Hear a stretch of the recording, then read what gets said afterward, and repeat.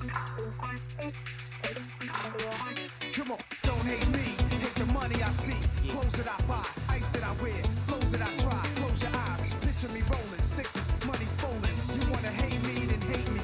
What can I do but keep getting money? Funny, I was just like you. I had to hustle hard, never give up. But I won't stop now. The street, what to expect, ho? 'Cause I can't stop now. But I won't stop now. Be my guest, I suggest, 'cause I can't stop now.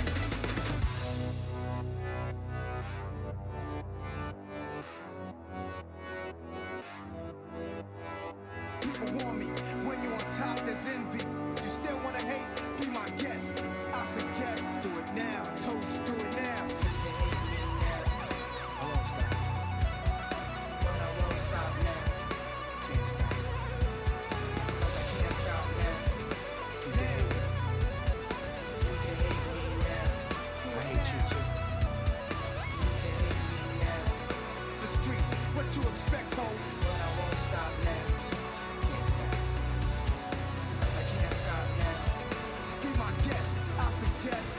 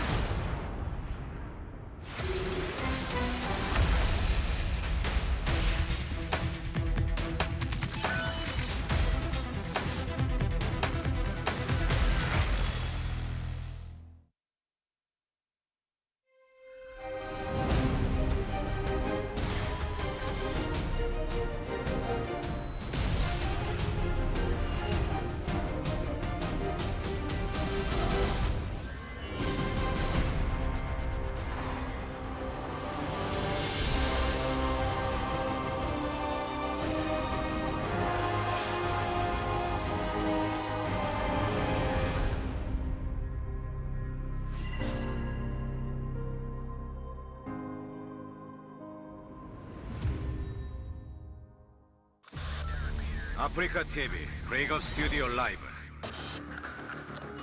2020 GSL 시즌 코드 S 쇼다운. What is up, everybody? Welcome back to GSL Code S. This is day 2 of the round of 8. And day 1 was already incredible. Amazing plot twists unfolding there. And I expect, so at least at the bare minimum, some amazing games here from day 2. Well, there better be. Yes. That's what we're looking forward to. It's been a pretty sick GSL so far, and the round of 8 is already shaping up very strangely. Yeah. Of course, Dark and Maru out. We got 2 upsets. Yeah. But that makes it all the more exciting. It's good to see a shift in the landscape of who's dominating. I think today, I think our second best of 5 a little bit harder to call. Okay. But I think our first one, we were talking a little bit before the show started, and we were informed that of how one-sided Deer's record was against Cure, which we were kind of aware of, but I didn't realize how strong it was. 9-0. 9-0. In GSL Code S, there was crazy. the reverse of that in one super tournament match where Cure won. Yeah. So are you saying it's easy to predict then? You think Deer's going to just take that down? Yeah, I think it's a reasonable thing to bet on. Yeah. Well, it's certainly history has unfolded as such, but I'm going to go ahead and say Cure's going to beat him. You might be right too. It's possible. Cure's just looking too good lately, man. Yeah. And I think a round of 4 is just not outside of what he can do at the moment. So I'm feeling Cure, but I'm not feeling him get to that finals, man. Of course, in the round of 4 now, we know it will be TY versus Parting. What a crazy round of 4 match. That is such an exciting round of 4 match. And look, you know what I want so bad? I just want the finals to be Parting Innovation so that people waking up out of a many years coma won't be startled. They'll look at it and be like, oh, okay, everything's fine. I just took a nap. Nothing changed. Yeah. Yeah, TY versus Parting's going to be fun. I'm very curious to see the planning those two will do against each other. Yes. Because TY and Parting both really, you can see it in their play and in the way they use their strategies. They put the work in. They put the hours in prep. Well, it seems like Parting put in about 1 hour because he used one build order over and over, which, by the way, is apparently infesting the ladder right now. Oh, I believe that. Yeah. Well, it's just a very difficult thing to play against, right? Yeah, the way that you can control the map and pop in and out and hit different locations with those stalkers. So today we have Deer versus Cure and then Trap versus Innovation. Yeah, these are 2 good matches. I think that both these sets, they're really well made for each other. And before we get into the first match of tonight, we're going to have an interview with the 2 players. And whoever wins out of these 2, it will be their round of 4 in 4 years. First of all, it's Deer. And Deer, it's your round of 8 in 1 year. How was the preparation? Well, it is my round of 8 in a long time. And it's a best of 5. So I practiced really hard. And if Deer, you advanced to round of 8 in 1 year, Cure, on the other hand, advanced to round of 8 in 4 years. How was your preparation, Cure? Well, I practiced really hard too. But I'm sure Deer practiced a lot too, so I think we can have a fun match today. And 2020, Cure, you have definitely changed. You've defeated all your nemesis and all your difficult enemies. And in the recent Super Tournament, you beat Deer, who has always been your Achilles heel, who is right beside you. So after the win, did that have any influence on your preparation today? Well, in the past, when I played against Deer, I lost a lot, and I had no confidence against him. But recently, I felt like I've developed myself as a better player. So there hasn't been much hardship. So I'm gonna play with confidence today. And from Deer's perspective, in the Super Tournament you lost against Cure, and that was quite unexpected. So how was that? Well, every time I play against him, I always won. So I had the mindset that I can win no matter what. But I can clearly tell that Cure has improved a lot. But that time I think I lost because all my builds didn't work. But today, I'm not gonna lose easily. 그런데 전태양 선수가 However, 경기에 앞서서 on TY stream, 이동준 선수가 아니라 TY mentioned that Cure is going to advance out of these two today. So how was that? 태양이가 약간 펠레 이미지를 You know, TY is often he's often notorious for making false predictions. So I think in his mind, he probably wants me to win. 김동 선수도 별로 반기시지 So 않으시죠? Cure, you're probably not happy about this, right? 말고도 다른 프로게이머 But other than TY, 제가 이긴다고 all the other pro gamers said that I will win today. So I guess there's a reason for that, right? 오늘 자신 있습니다. So I have confidence today. 서로 다 자신감 느껴지는데요. And both players seem to have a lot of confidence going into today's match. 서로에게 한마디 나눠보고 So before we get into the actual match, 공유해볼게요. do you guys have anything to say to each other? First of all, Cure? 아이디가 좀 친추돼 있어서 연습하는 걸 좀 I mean, we have each other on the friend list, so I saw him practicing a lot. 열심히 좀 And 머리 since 쥐어짜면서 I've made 준비했는데 a lot of preparation as well, 열심히 한 만큼 좀 재밌게 했어요. I hope we can have an exciting match today. 견제하시는 게 좀 느껴지거든요. 백동준 선수. Alright, dear you, 저도 도욱이랑 굉장히 친한데 I mean, I'm really close to Cure, 만나게 돼서 약간 and playing against him, 아쉬운 면도 있고, it's a little 근데 disappointing, 오늘은 제가 이기겠습니다. but I think I'll win 네, today. 알겠습니다. 자, Alright. 과연 4년 만에 4강에 오를 선수는 Who 누구일까요? out of these two will move on to the round of 4 in 4 years? 지금부터 시작하겠습니다. I don't know. I wasn't ready to answer that question. Thank you, Andy. Yeah, man, I don't know who's going to move on, though. For real. Yeah. I think it's probably, if I had to guess, Deer. I mean, Deer's had a lot of success in the past, but I think he's a fine bet. you know, look, people are obviously improving very rapidly, and whoever's on top is changing very quickly with this season. Yeah. We had a long off season of StarCraft 2 before we got to start things up in 2020 here. So we're really seeing those changes reveal themselves here in this season, especially with partying advancing, for instance. Oh, definitely. So maybe Cure does take it here. Well, you know, I think right now the matchup is trending a little bit more towards Terran, of course, much more than it was in the past, at least. Yeah. And I think that Cure is just, he's in such good shape right now. I really kind of just believe in him to do well. And while Deer is a good player, like, yeah, he did his Royal Road and he won a big tournament right after that. And then he did pretty well at BlizzCon that year. And then he kind of has been so up and down since then. I never believe in him as much as you know, the people who do. Like, no, I get that. All the time pro gamers are like, oh, Deer is so good, he's one of the best. And then he just, like we heard, right? He hasn't been to the round of 8 in, well, I guess it's been like a year for him, but then... Well, let me put it like this. He's been one of the most inconsistent, successful pro gamers, I think. I think maybe the most inconsistent. He might be. Yeah, I mean, like, he doesn't... if you take all the GSLs, there's times where he dies immediately, there's times where he wins the whole thing. There's times where he's looking amazing one week and then abysmal the next. When he does well, it's not a fluke. Right. And when he does poorly, it's not a fluke. Like, he's just kind of an inconsistent... His peaks are really high, but his valleys are very low. And take somebody like Partying, for instance, who was a world champion and a Protoss player, who has had seasons where he wasn't that strong. We knew he took a lot of time off, and we knew he was at times playing in the qualifiers for fun. He says he's back in new form. He's doing very well this season. That makes sense, right? Yeah. That's more out in the open. You can unpack that. With Deer, I find it just hard to get an idea of what's going on. And even with his great record against Cure, I don't know. Yeah.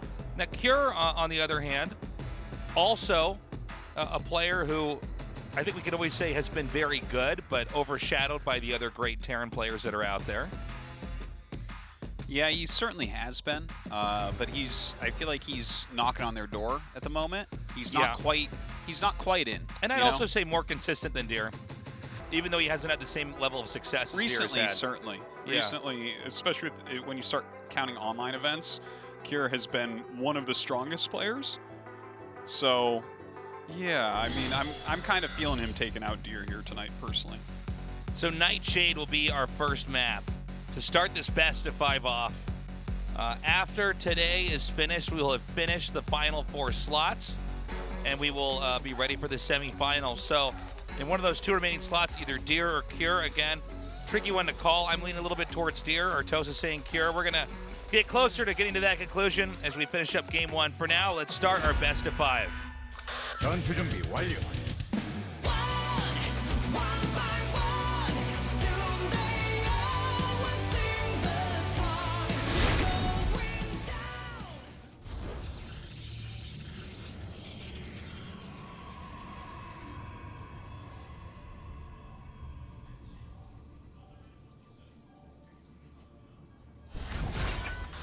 타이지 게임, 디어, 백동주.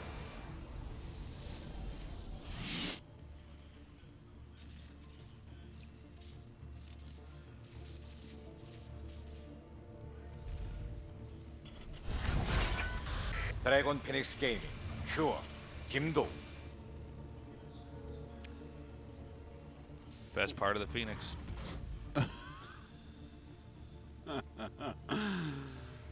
Okay.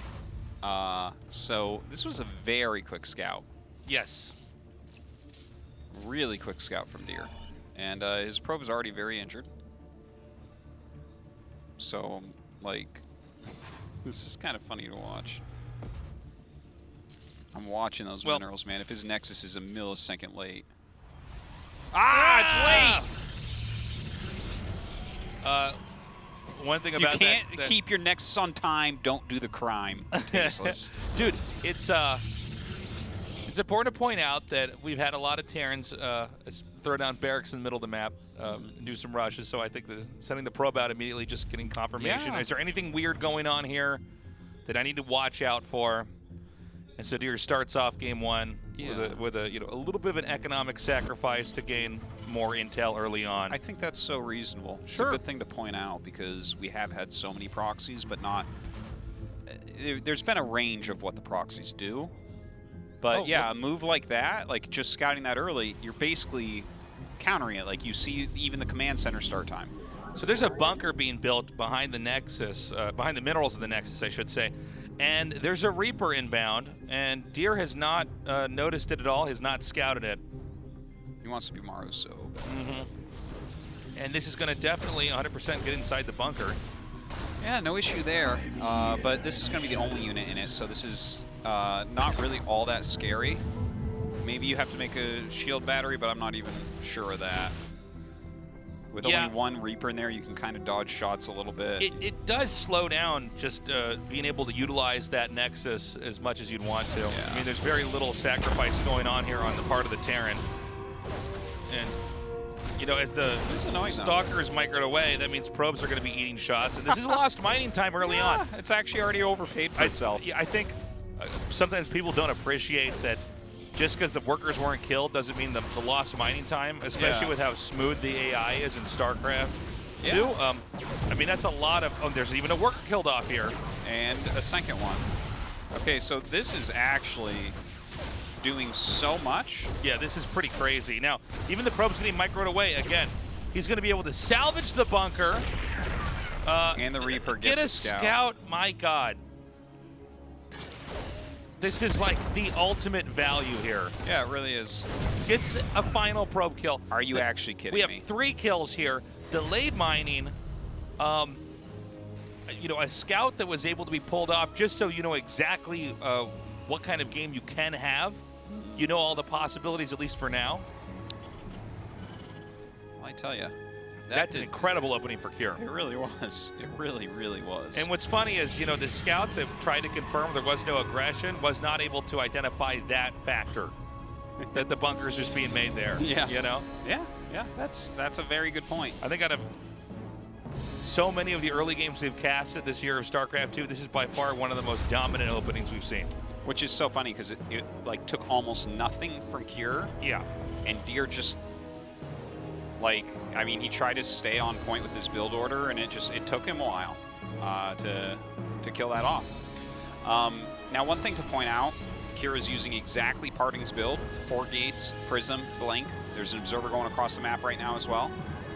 So let's see if he can be like Parting. Yeah, and few can. Parting's control the very best in the world at times. Good scan. So already, okay, this is a really bad day for Deer.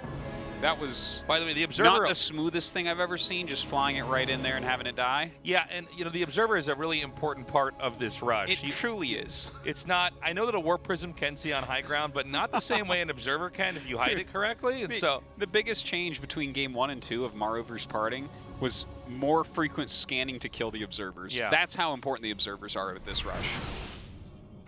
Okay, he's going to get a nice free kill there. So that's, that's reasonable. That's good. But Stim's about to finish. There's already Marauders being made. Medevacs are going to be coming out. There's a siege tank in position.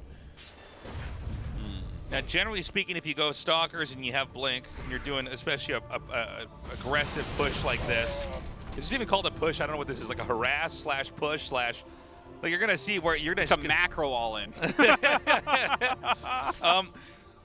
By the way, the second Observer's here. Let's see if this actually gets scanned.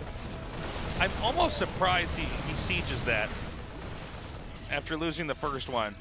Which, oh. The Observer there? Yeah. Just, well, is it far enough to the side? No, it's no, kind of he right in could the just middle, isn't scan it? it and kill it. Yeah, he could. All right, so Deer right now trying to pick off this bunker. I think he will get it, yeah. So that was actually a very nice pick-off right there. So that's a start to the push. Of course, he is teching up behind. Third base coming down here. But, losing a bunker is fine if they don't do much more damage than that. Oh, yeah.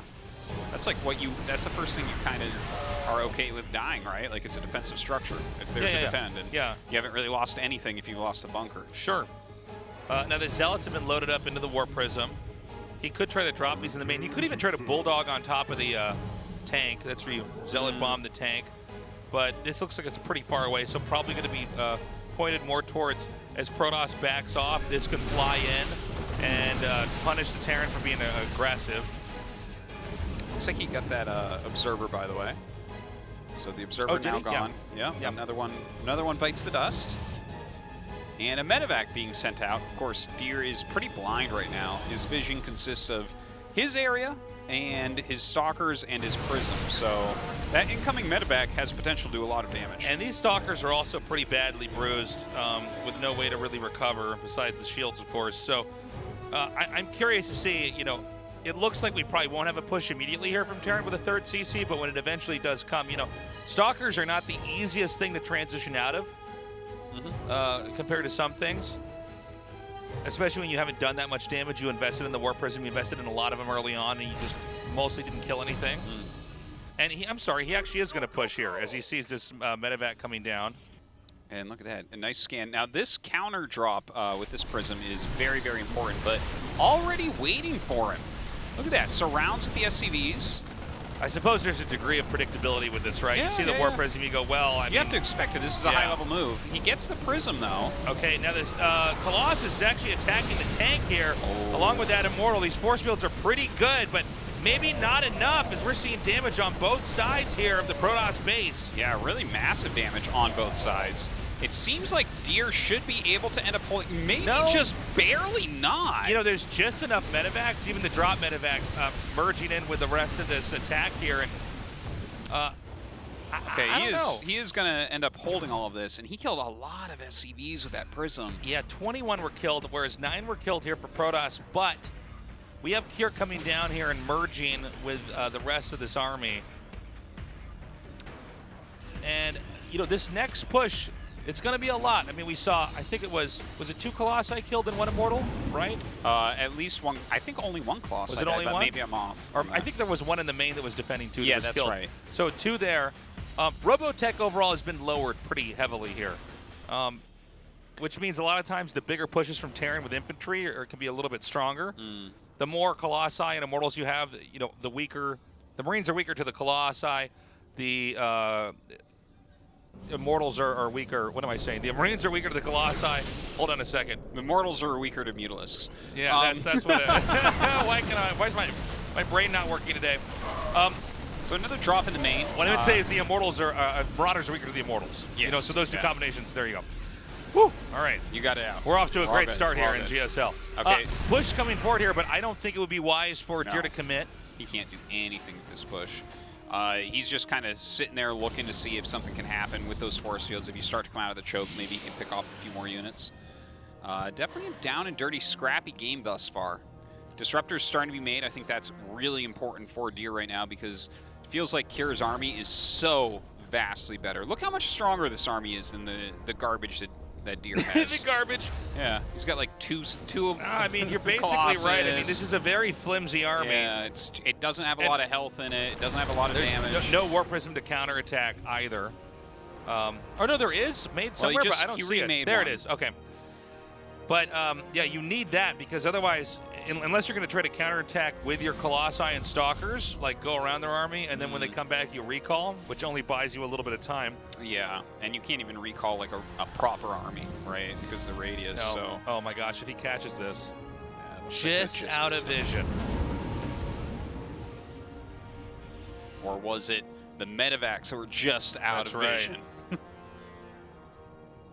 So we have Doom Drop Artosis. Yeah, that's as people a lot call of it. supply right there. That's my least favorite terminology in all of StarCraft 2 casting. Oh, I thought it was Foreigner. Drop of Doom. No. Yeah, Foreigner is definitely another one. When we're on the BlizzCon stage, we're like, he is a foreigner, and everybody's like, is he American? You're like, yeah, sorry guys, we're so insular here in StarCraft community. Oh my God. Everything getting targeted down. Kira just starting to smash through here. The Disruptor's the only thing between Deer and death. Nice disruptor shots, but I just don't know if there's enough meat to the Protoss army here to try to hold this. We have everything coming down now. DT's a Warp Prism and the rest of the army to try to come here and confront this push. The Nexus 100% goes down. Oh, Warping and Stalkers on top of Marauders that are killing is natural. This is a series of excellent decisions from Cure that have put him in this position where it looks like there's very little that Deer can do to stop him. Yeah. It just, this game so far to me looks like Cure being better. Yeah. Oh, I totally agree. He's playing a very solid game overall. Yeah, he took some additional damage. He could have been a little bit cleaner defending the Warp Prism push. You know, but other than that, this has been beautiful. I don't know about opening with this. I know it's a strong build and it's all over the ladder, but at the same time, it's like, this is probably the big thing Terran was looking to try to fight and practicing to play against here. Very likely. Yeah, I just don't know if this is a great opening here for Deer, but let's see. Well, you say that, and then I'm watching every SCV die, right? Yeah, that is true. So we're up to 3 Disruptors. We're about 2 Disruptor shots away from a Deer victory at this point, right? Look how many SCVs he's killed. It's crazy. Well, I guess there's still 40 workers out for Cure. Better than what Deer's got going on. Those purple Archons aren't going to last for long. Their DPS isn't that high either. Just slightly higher than Sentry DPS. So, Protoss is going to try to come out with this army. This is possibly going to be a very good catch, though. Hold on. The Disruptor shots, if they can connect with the infantry here as Terran's retreating, well, that would be huge. That would be huge. And pretty decent, like a couple of them. I mean, these are not the worst shots in the world, but he needs a little bit bigger than that. Oh my gosh, good beautiful. Just, you know, completely spreading in every direction. Okay, a couple good force fields. Does throw another disruption and hits, but not good enough. I mean, that was Cure, bigger, faster, stronger. Yeah. Well played by Cure. I really like that initial bunker and how much that ended up doing. I think that Deer didn't deal with that super well. Deer's Prism play was immaculate. He really did a fantastic job with his War Prisms, but the rest of everything didn't go that well for him. Well, I mean, the Observer just, I guess, kind of a cavalier move to just walk that in, and it was immediately shot down. And you have to know, especially with how fine-tuned builds have become now, Terran literally knows on the clock when that comes in. Yeah, and you're looking for it anyways. It's like if you don't have anything else on the map, what do you think? He's looking at the water on the map to see how beautiful it is. Like, no. it's you know it's coming, and also you know that that's essential in identifying what's inside their base. He then siege the next one, like right up there, which it's like there's going to be a scan eventually, and you're going to lose that too. I don't know. Some questionable decisions there from Deer. Will we have a similar build? Is this going to be a build that Protosses are going to just try to work out? Well, I mean, it's solid in a lot of ways, and it gives you win potential, so maybe, but if we just see that every game PvT for the rest of the day, I'm not going to be happy. 전투 준비 완료.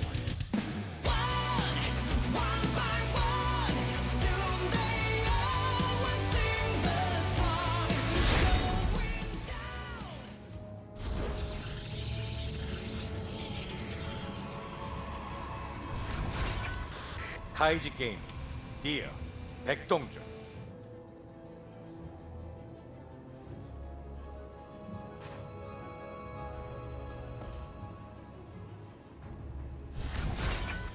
드래곤 피닉스 게이밍 큐어 김도우.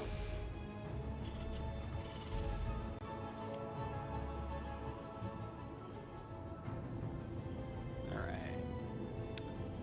Not so quick a scout this time, but is going down the side.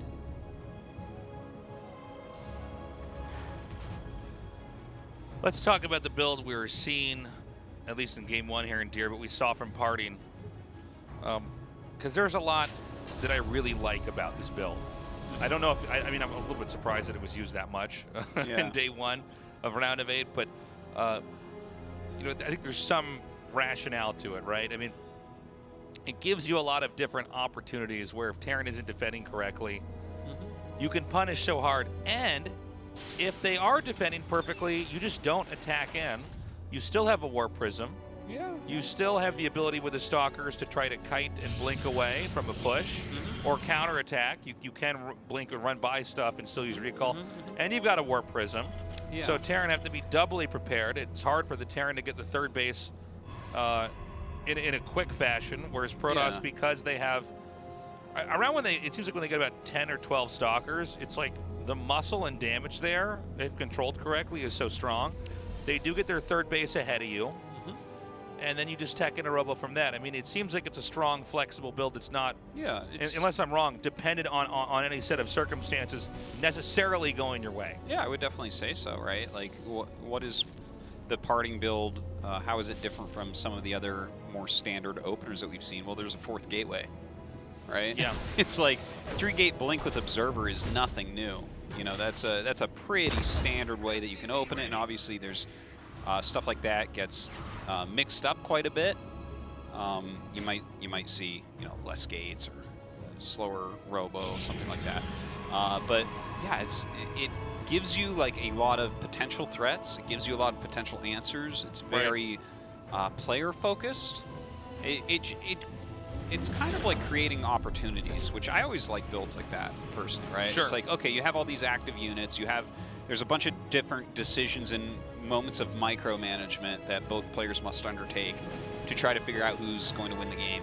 And so I think a lot of players would like that, right? Especially with the amount of power that you can have if Terran does something wrong.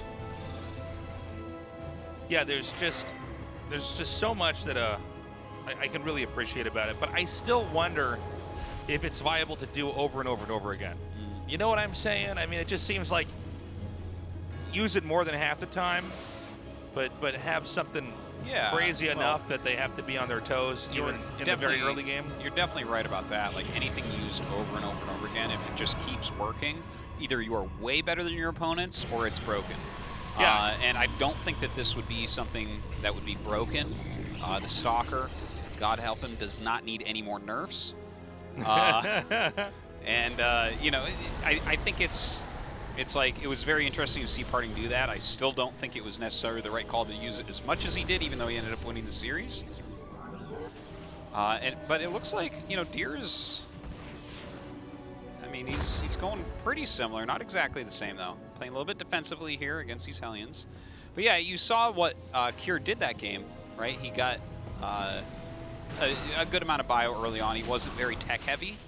I think that that's probably part of the key to playing against this, right? This might be the type of metagame shift that forces Terrans into heavier bio early on. Well, also, I think for a while, Terrans are being left alone a little bit too much. Yes. You know what I mean? They were just being left to their own devices. They were getting to kind of tech into whatever they wanted to. And you get a third CC, and I think just being able to really kind of get in there and be like, listen, are you respecting me? Do you respect me as a player that has the opportunity to get Blink and a Warp Prism? Like, I have this stuff. Okay? Yeah. I think that way you're at least... This is the street urchin Protoss forcing the nobleman Terran to respect him. Yes, exactly. Do you have too many houses? And this way... I love it. And this way, you're also forcing the Terran to play a game that at least he prepared for. Because if they didn't prepare for it, if they didn't prepare for your type of game, then you're just going to kill them. Yeah. And then okay, they hold it. All right, well then we're fine. Well, this one's definitely a different variation, right? He's gotten the quicker third Nexus.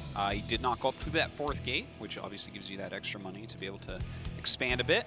And Cure figured that out pretty quickly. Is trying to get some harassment done. Unfortunately for him, loses that medevac in one volley. Yeah. Very quick move there from Deer. That was as ideal as it could possibly be. Yeah. For Deer. I mean, you get the medevac with everything in it. I'm actually kind of surprised the Cure's still on the map roaming. Well, I guess his roaming army right now technically can fight those stalkers. But he's doing a lot on the map. He's taking a CC out in the open. There's stalkers, again, out. The army's not with this defending. Yeah. I think if you can kill... Oh, I love this. This is a funny situation here. I love it. That was awesome. That was incredible. That was awesome. To drop the mines and target the prism. Yeah. Because that's the only thing that can't blink away. Yeah. You know what? Stalkers should be able to pick up prisms. The juggling should go both ways. Yeah, yeah. Just things going in and out of each other, and it's all weird. And yeah. Oh, God. Guys, we're all made out of atoms. This makes sense. Okay. Oh, nice snipe on the SCV. Yeah, that third base is up. I like the roaming though, like what he was trying to do there, because I think even if you, let's say you hit a base trade where you have to cancel your third, killing their third, I think it's very worth it as Terran to be in that position. Especially when they're more gateway centric, right? Like they aren't going to scale quite as well as your bio play. Observer. I am still a little bit surprised the third CC wasn't made somewhere safer. As the medevac was killed, I think. I mean, it's fine because he got it up anyways, but you know what I'm saying. Yeah. Another blink away here. Do you see, by the way, like, he's really controlling this situation so well. Look at this. Oh my God, I love it. Whoa. Like, here is playing, like, really super well here. He keeps denying vision from the high ground. Like, we saw an observer trying to go down, he scanned it, killed it. We saw this hallucination come. Oh my God. Oh my gosh, this is going to get so many probes. Seven kills. Probes. Yeah, everything is going really well for Cure here. Again, it feels to me like what I'm watching is Cure is just playing a higher level of StarCraft. He's denying so much. He's very active on the map. Yeah, he's lost some medevac here and there and everything, but he's foiling all the aggressive plans of Deer. Execution definitely going to Cure here. And, you know, this army is not... Oh, no. Oh. Wow. You know, there's a moment in these games where Toast and me, without even looking at each other, both turn around in our chairs to look at the player screen. Yeah, see their faces. Screen. Yeah. Deer didn't really flinch. Kind of speaks to what a professional he is. Poker faced. I tell you, I would be saying some choice words out loud after losing that prism. But, oh my God, look at this flank from Cure. Yeah, well, this is like just smashing. Cure just looks so strong. He looks really, really strong. Supply is way up here for Cure too. Oh my God. And there is a fourth base being taken. Did he see that? I think he just barely didn't see that at all. Well, he's moving north.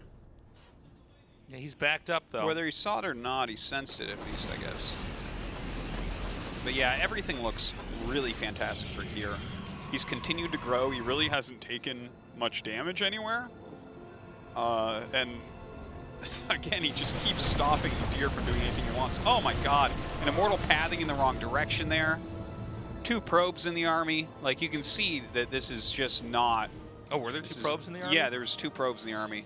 Which is like, are you drag selecting here? How did those 2 probes get in your army? They're not good fighting units. Now, they're going to come... Cure's going to come here from the bottom. This is something that Deer can easily defend. Yeah, definitely has enough there, but does he have enough here? And this is the pylon that powers the robo, I believe? No, he's got one extra one over there, but it doesn't matter. There won't be a robo in this game for much longer. My God. He's so on top of it. The Stalkers come down, but I don't think he even cares about that. No, his army's too strong. Upgrades are too good. Zealots are coming back here. And keep in mind, when he kills the Stalkers off, he can actually pick up and leave. do anything he wants. He's killed so much at this point. He's targeting down these pylons and everything. Those Zealots on their way back to help ran into a mine. God. Leaves a Marauder in the main base as a message to Deer. Cure is everywhere as a message. Yeah. It's That's like the one that he doesn't goes up fear and he death. sees the one Marauder. The Marauder's like, don't mess with Cure, and then he just concussive shells himself. That's right. It's like in Conan the Barbarian, where James Earl Jones is playing that guy, and he's like, "I'll show you what power is," and he like points to that person on top of the cliff, and is like, "Jump, it's okay," and the person just jumps off and dies. Like lands on a bunch of pots, then he just turns back to Arnold Schwarzenegger. That's power. That's power. That's the type of power I want. That's what that Marauder did. All right, double Robo being added in right now. He's going to try to get into Disruptors. I think that's really nice. I like to see this type of thinking in a game where things haven't been going right for you. Give yourself some volatility. Yeah. Oh my God, comes in with the EMPs. This army way too big. Yeah, this, is this the killing blow? It may very well be. This is like the third killing blow. Yeah. It's like Deer has 9 It's like lives, the scary though. movie where Deer's been killed several times, and we think the credits are going to come up, and then the body rises up, like, Yeah. ah! It's And like then they the shoot day him in after the tomorrow head again. or whatever. Yeah. A pretty good Disruptor hit, but it's just, this stuff is not going to be enough. There's just so much Cure here. You know, as long as you've cast games, there's always a sign of the end when the Vikings have landed and the attack continues forward. Yes. So oftentimes the Vikings land and you're like, okay, that's when you gave up. That's when you knew it was over. It would be like landing your medevacs, but they don't have an attack. And they can't heal. Yeah, they don't do anything. They just land and die. It's a crash button. Well, okay. I guess Deer processing this loss right now. Well, I mean, things are going pretty quickly today here for Deer. I think he said in the interview he put in a lot of prep. GG, he put in a lot of prep. He was hoping to do what he had planned to do in these games. Yeah. And clearly that's not happening. And, you know, this goes back to what we were saying earlier, where it's very hard for you and I to really get a good idea of where Deer's going to be until we see the games, because he's so inconsistent. Yeah, and well, today I don't even feel like that is necessarily the issue. The play I'm seeing out of him, I think, defeats most Terran players in the world handily. But what I'm seeing out of Cure is just really, really beautiful. Where, yeah, I mean, for instance, he loses a medevac with 2 mines. That's fine, whatever. But he's varying his builds a little bit. They're a little bit more sturdy in the early game. The way that he's roaming is preventing a lot of bad luck scenarios, right? He's catching observers, he's catching hallucinations, he's forcing the stalkers back. Deer isn't able to do anything he wants to do. We're going to Everdream for game number 3. Only 2 spots remaining in the top 4. Cure, if he wins this game, he goes and gets that 3rd slot in the final 4. Otherwise, Deer is going to have to win every game from here on out in an ultimate comeback fashion to move on. Let's start game 3 now. 전투 준비 완료.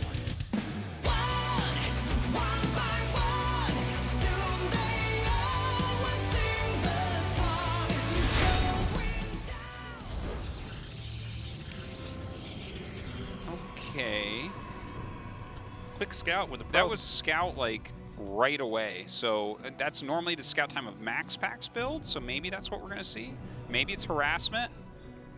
Oh, SCV was also sent out. No, early maybe it's too. a cannon rush. I don't know.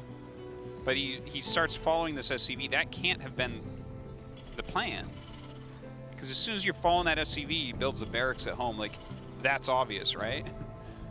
But a second SCV is sent out. Oh. Sneaky, sneaky. So this is a pretty good improv here from Cure. Whose build is it anyways? No one's gonna get that joke because we're too old, but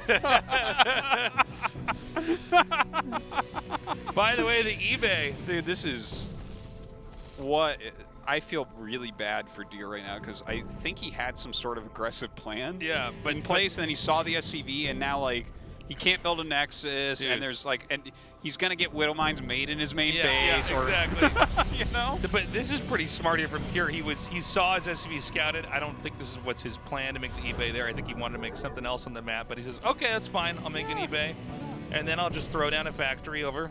Yeah. Yeah, I think what he'll do is float in and make like 3 Hellions and then go, because that's gonna get you the maximum damage.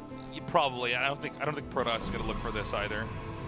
I'm assuming on Deer's part that, and this is where scouting, if you're not thinking of every possibility, can still backfire. Yeah. Is you think, oh, good, I denied his proxy, and it's like, no, he made a second one come out and does a different proxy now. It was this was a very good shift in strategy here for Kira. Yeah. That's for sure. But yeah, it's going to take a bit, right? Like, maybe he wants to put his 3rd pylon on the right-hand side. Maybe not, but it's going to take a while anyways because that Nexus is finishing up. Oh, okay. You know what? Even if he does, it doesn't matter because it's actually just going to be a Hellion drop rather than floating in. He doesn't quite have the nerve of TY to float like 4 barracks into his main base. Right? That was TY, wasn't it? I think so, yeah.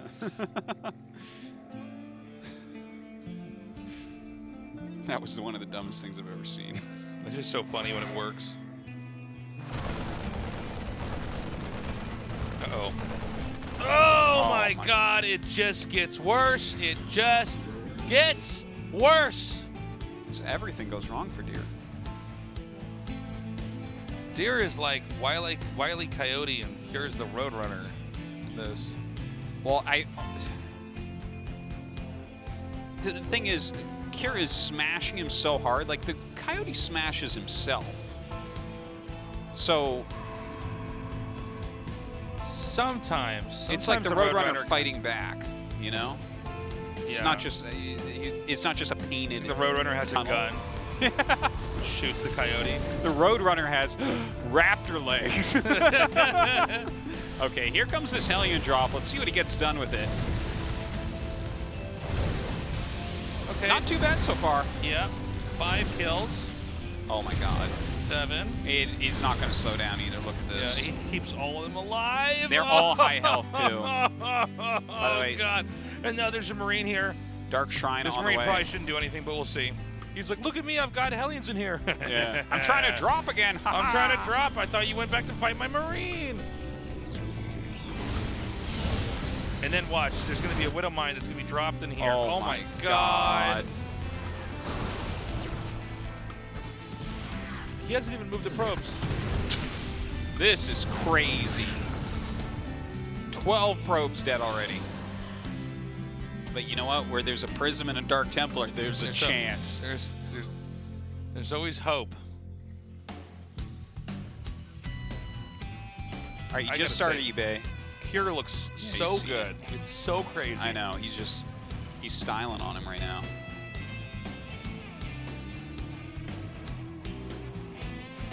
Oh, he cancels. Oh.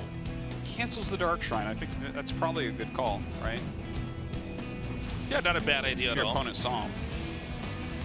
All right, Act 3, go.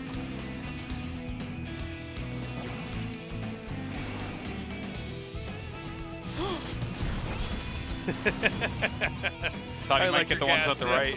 Yes, me too. Oh, he's getting his revenge upon this factory right now, at least. Some anti-DT measures that don't need to be being made. Yeah. Look at. I still put Kira in a great spot, though. Oh yeah. Definitely like where he's at. I think another thing is, like, going DT and then not doing it, it probably puts you in a place where there's more opportunities for you strategically, but it doesn't put the Terran behind. It's not like we're looking at his turrets and laughing. You fool! You fool! What are you gonna do with that? He's like, I don't know, lots of stuff later on. Maybe drive away a warp prism. You're It's like, yeah. oh yeah, It's pretty useful. Like, don't you think? yeah. He's like, well, if he warps in DTs later on, I'm fine too. Yeah. It's like, yeah, I guess you're right. You still get the upgrades from the eBay too, huh? Look at Deer.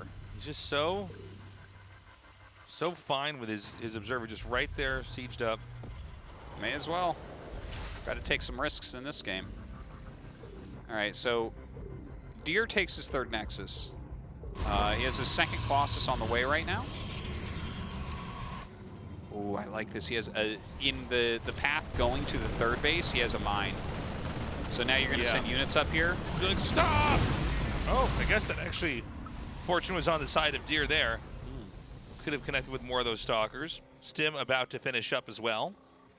He's added some more gates, getting that Colossus count up. Very important stuff. But eventually, Kier's going to roll out of his base. He's gonna have a lot with him too. I like the way that these things are loaded in here. It's very good for my OCD. It's like, oh, that's nice. Yeah. It looks like the middle seat's not so uncomfortable after all in the in this medevac. Yeah, it's not too it's bad. Good. You know.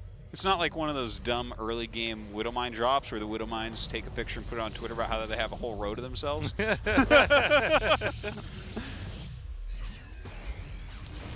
Okay.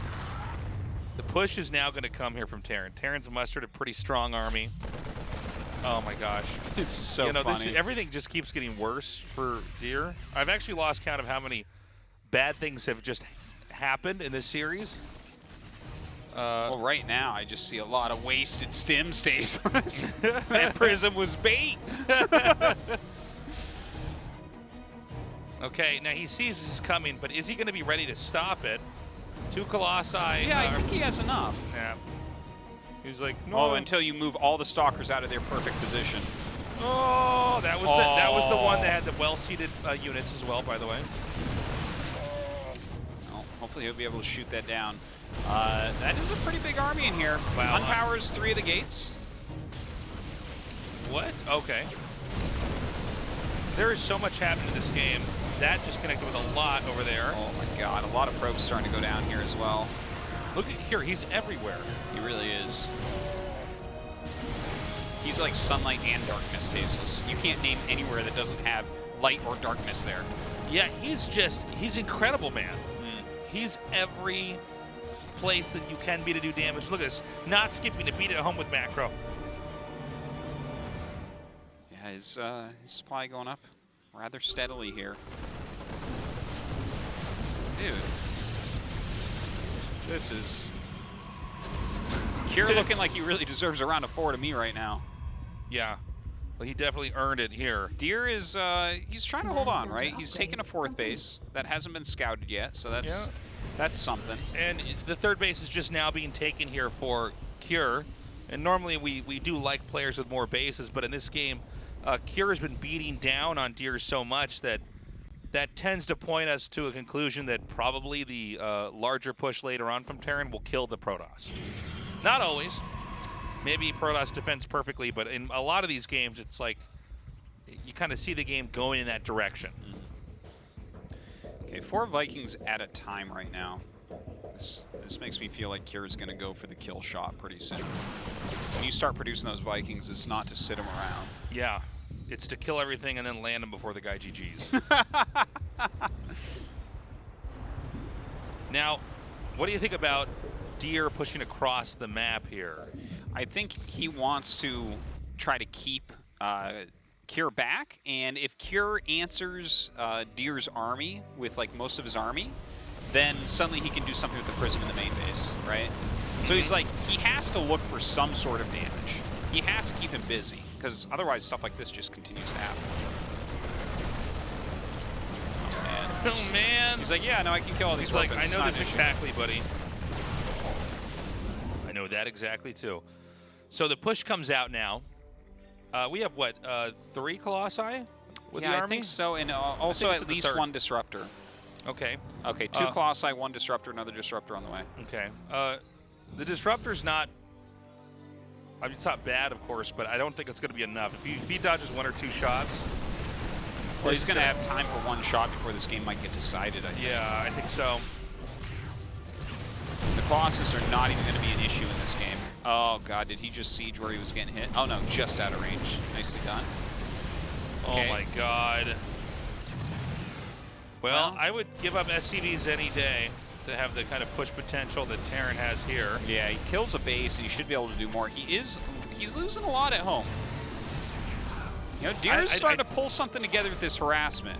You know, man, I'm not sure. I think this army is just too big. I think you're probably right. I think the idea was there. In fact, he might even lose his main CC if he's not. Okay, picks it up. But, I mean, does he even have the income to really warp in more units to keep this going, right? I mean, yeah, it's pretty low. Well, he warps in more units to keep it going, which means he can't warp in any more for his army. And here we go. The Vikings say, "My wings are tired." Uh-oh. Trying to pick up again. Yeah, a huge amount of units at home here as well, though. So it's now 2 base to 3 base with Terran in the lead here. The army supply is far superior for Terran, and the army sophistication is actually better here for Terran as well. So this is, I think we're in the death throes of Deer here. He's going to warp in some sentries. That's probably the best he can ask for. Hope to get some good splits on this army. Pick his fights wisely. He's going to have to make the next warp in back at home to defend, which means this push is coming over here on this side of the map over here. Maybe a little bit weaker. Yeah, let's see what he gets done. He's in here right now, forcing those SCVs back. Of course, as the army comes down for Cure, not really going to be able to fight there. Still harassing with 3 Marines over on the other side of the map. GG Cure. Just absolute domination. Yeah. And Deer looking shaken after that series. He torpedoed him that game. That was wild. And I don't mean he hit him with a torpedo. I'm saying he put him into torpedo tube and then shot him into an underwater mountain. He put him in a torpedo tube and shot him into another torpedo. Oh, damn. Yeah. Right before Deer hit, he's like, "Dark, is that you?" Ah! We're going to have an interview now with Cure. Obviously a crushing defeat here for Deer. I mean, that hurts, you know? Yeah. Came in here, put a lot of prep, and it was over so quickly. Andy, go ahead. And we have our third round of 4 qualifier, and he is Cure. Congratulations. Thank you. Wow, it's been 4 years moving on to the round of 4, Cure. We need to hear from you. How do you feel? Well, the preparation time was long, so I was able to practice a lot. But I received so much stress from the practice. But I never anticipated to win so easily today. And I think my build worked out really well.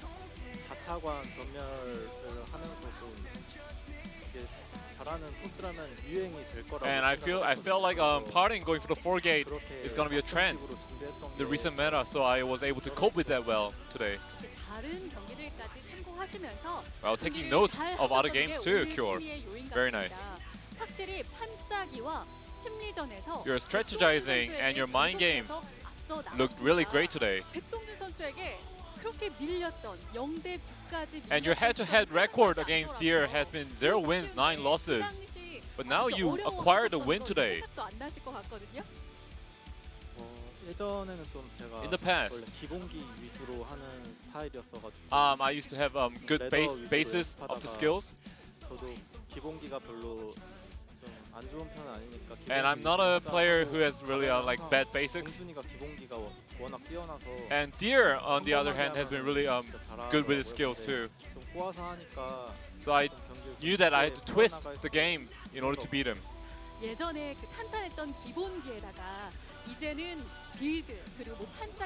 I mean, in the past you had solid skills, and now you have phenomenal strategizing and mind games too.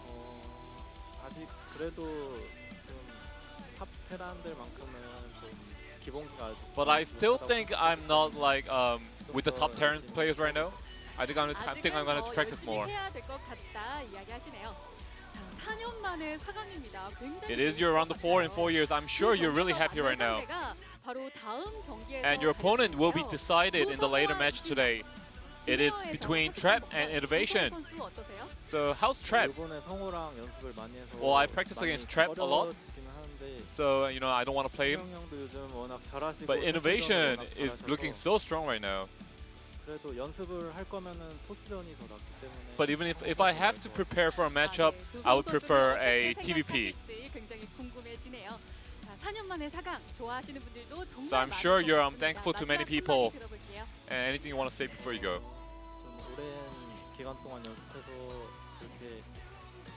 빠르게 이겨서 좀 실감이 Well, 안 I mean, it's 나는데 been a long time of preparation, 다음 but 경기도 I never expected 더 to win so 열심히 easily. 재밌는 경기 So next match, I'm gonna deliver a good performance. Once again, congratulations, Cure. Thank you. 네, 이렇게 4년 만에 Thanks, Andy. 4강 진출을 이룬 김동욱 Crazy 선수 performance 만나봤는데요. from 계속해서 Cure. GSL I 8강 knew he 진출을 could win. 알려드립니다. I was one of the guys who's like, yeah, I think Dare's going to take it. And I was wrong. I did not imagine it would be that one-sided. No, I mean, I felt like Cure had a very good chance going into this, but to 3-0 like that, didn't see that coming. We've only been on air for 55 minutes. So Cure crushed here in a best-of-5 while we still had all this in-between game. Phil, that's crazy. We're going to go to a short break. When we come back, our next best-of-5 to find out that final slot in the top 4. Don't go away.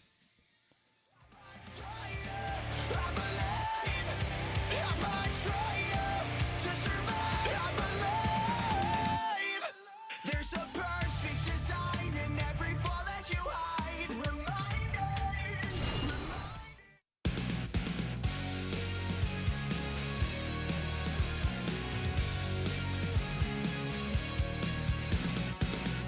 Took a trip down to the coast. You love me, I loved you most. Drove all night to get to Tallahassee, but you woke up to the sea. Took one look around and screamed. Turned around 'cause I forgot my sunscreen. I knew this was wrong from the beginning. Knew I should run away, but you had your hooks in me.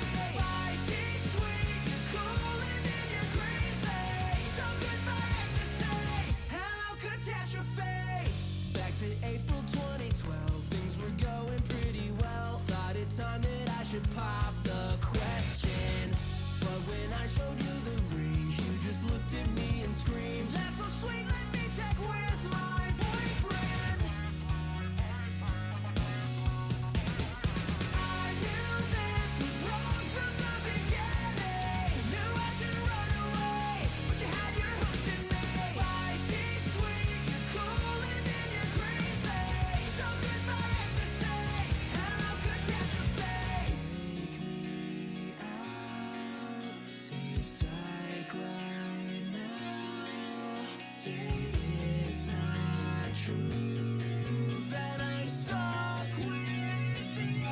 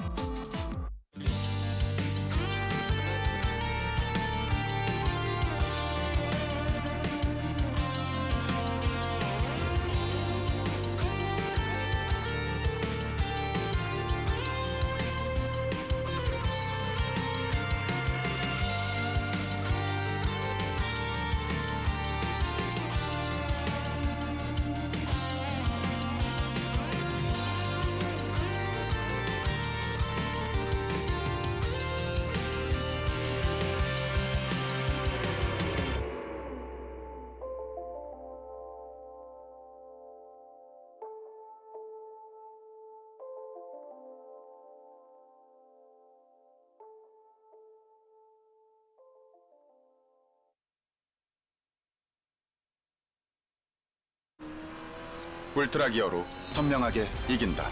LG 울트라 기어 게이밍 모니터. 너무 많이 마셨다.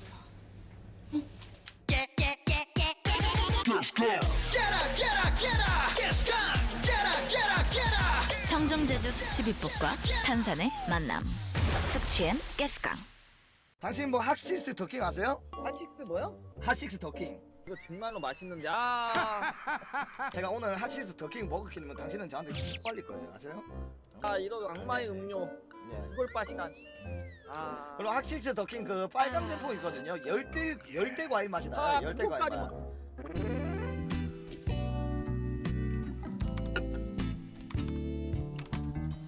자신 있으세요? 라벨 떼고 버려야 되는 건 알죠? 근데 귀찮아서 잘 안 해요. 라벨을 떼지 않아도 오키. 라벨을 없앤 아이시스 8.0 에코. 따는 순간 분리배출까지. 지구에게 오키, 모두에게 에코. 라벨이 없는 아이시스 8.0 에코. 섭취 이제 탄산으로.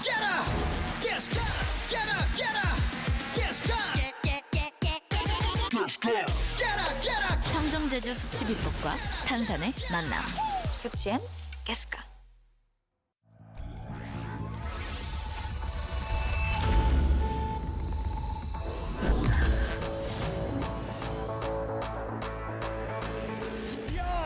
Is our 2016 WCS World Champion of StarCraft 2. Ru is your 2017 World Champion. WCS Global Champion is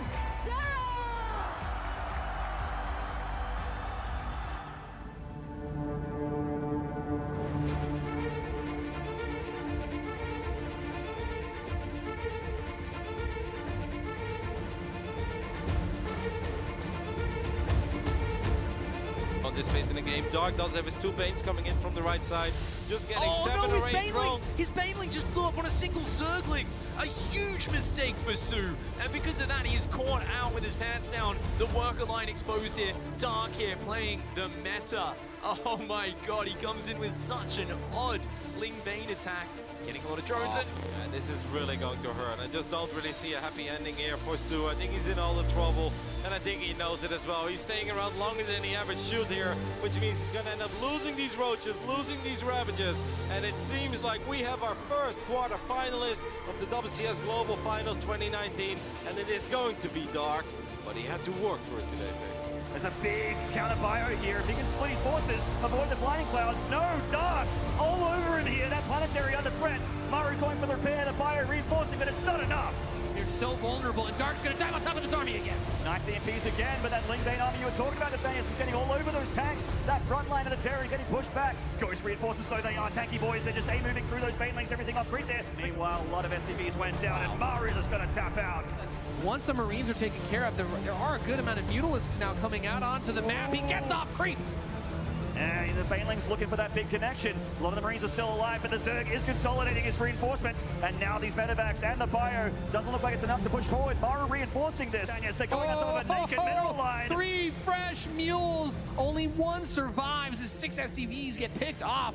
And these Mutalisks doing a perfect job because Maynard, this is not the only thing happening. He had Lings on that 3rd command center, and if he does not get units over there, it's going to be a pressured target. GG, Dark just takes game 2. Potentially 2. Good reaction to bring the Hellions down when he does, but oh my god, that command center can hit. Oh, Maynard! That's the 3rd! Yeah, if that goes down, Maru's chances of coming back here are really, really rough. More piles here on Dark. He's trying to intercept. He's going to get it. Ooh, okay. He's bringing everything back, but will he be there in time? Teleports home. The next Nidus is queued to start immediately, and now he's on to the Terran infrastructure. Maynard, if he picks off any of this production, it's going to be so hard for Maru to do anything. The army is sprinting back, but loses a siege tank. Every single unit that pops out of those barracks getting ravaged by this Zerg army. Another worm pops in the 3rd base, and Dark! He does it with a 3-0 and swiftly dispatches the final Terran. Yeah, these disruptor shots when you've only got 1 or 2 of them and you've got no real firepower in this army, no immortals. You've got next to nothing here. Classics units trapped up against the wall, and it is desperate for the Protoss player. At about half the supply, there is just no way to make this fight work in your advantage. He's going to micro his heart out to the bitter end. Classic here, of course, with an amazing tournament run so far. He is going to continue to micro and fight as hard as he can. I mean, this was such a dream run for Classic so far, but it's not enough. GG! Dark takes the series 3-0. This is the moment that we have been waiting for.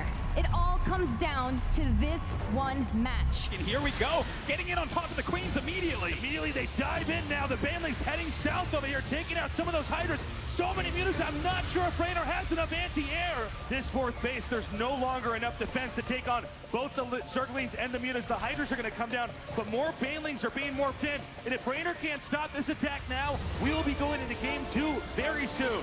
Oh, the Banelings connecting on those Hydras as well, and GG! More and more Nidus is popping up. The Roaches come forward here and begin to hit, and again, Dark needs to keep this position alive over here. The drones are taking a lot of damage. The corrosive vials are raining down. Can Dark actually get enough over here? I believe the Locust might have been used in a counterattack here, so it's the superior number of Roaches here for Raynor. And in fact, all the infrastructure here for Raynor is exposed. He cannot afford to lose these structures. It is absolutely in the way right there, killing his own buildings to try to get through that +2 carapace upgrade. Never gonna finish. There's some gases in the main base. He's just kind of hiding buildings at this point to try to stay alive. GG. At about 5 o'clock, they're coming in now. There's Roaches here to try to help defend. Can these Banelings connect with their desired targets? The body blocking with these Roaches here for Raynor was absolutely perfect. Oh, he is going to save his drone, so a very good move right there. A single Baneling kind of catching up. Oh! A huge Baneling hit. 12 drones falling. Continued damage coming out of Dark. A lot of lurkers coming out of this Nidus as he pushes forward. Raynor harpooning as many as he can. Throws down a beautiful blinding cloud as well, but his army is so weak. You can see the hatchery is so low. This is the last outpost, really, that Raynor has, and that's going to be it. GG's actually running past those spine crawlers, going up the Roach Warren. And immediately he takes that out. No more Roaches in this game. Dark already with superior supply. He backs out to make another Nidus. He's going to regroup. Raynor needs to defend this, but it might be impossible. Oh, Dark is looking so strong at the moment. Raynor coming down with everything he has. A Nidus being put up right in his face. Files being thrown out, forcing Raynor to micro forward, but his supply is so much lower. The Roaches come forward, and I don't know that Raynor can hang on. And in fact, Dark making his Ravagers dance for a second, and he knows he has this moment. He will be becoming possibly the champion. GG, Dark takes it. And that is it. Dark is finally a world champion of StarCraft 2. Unbelievable, he has done it. Guys, everybody, give it up for your Dark. He is the StarCraft 2 World Champion!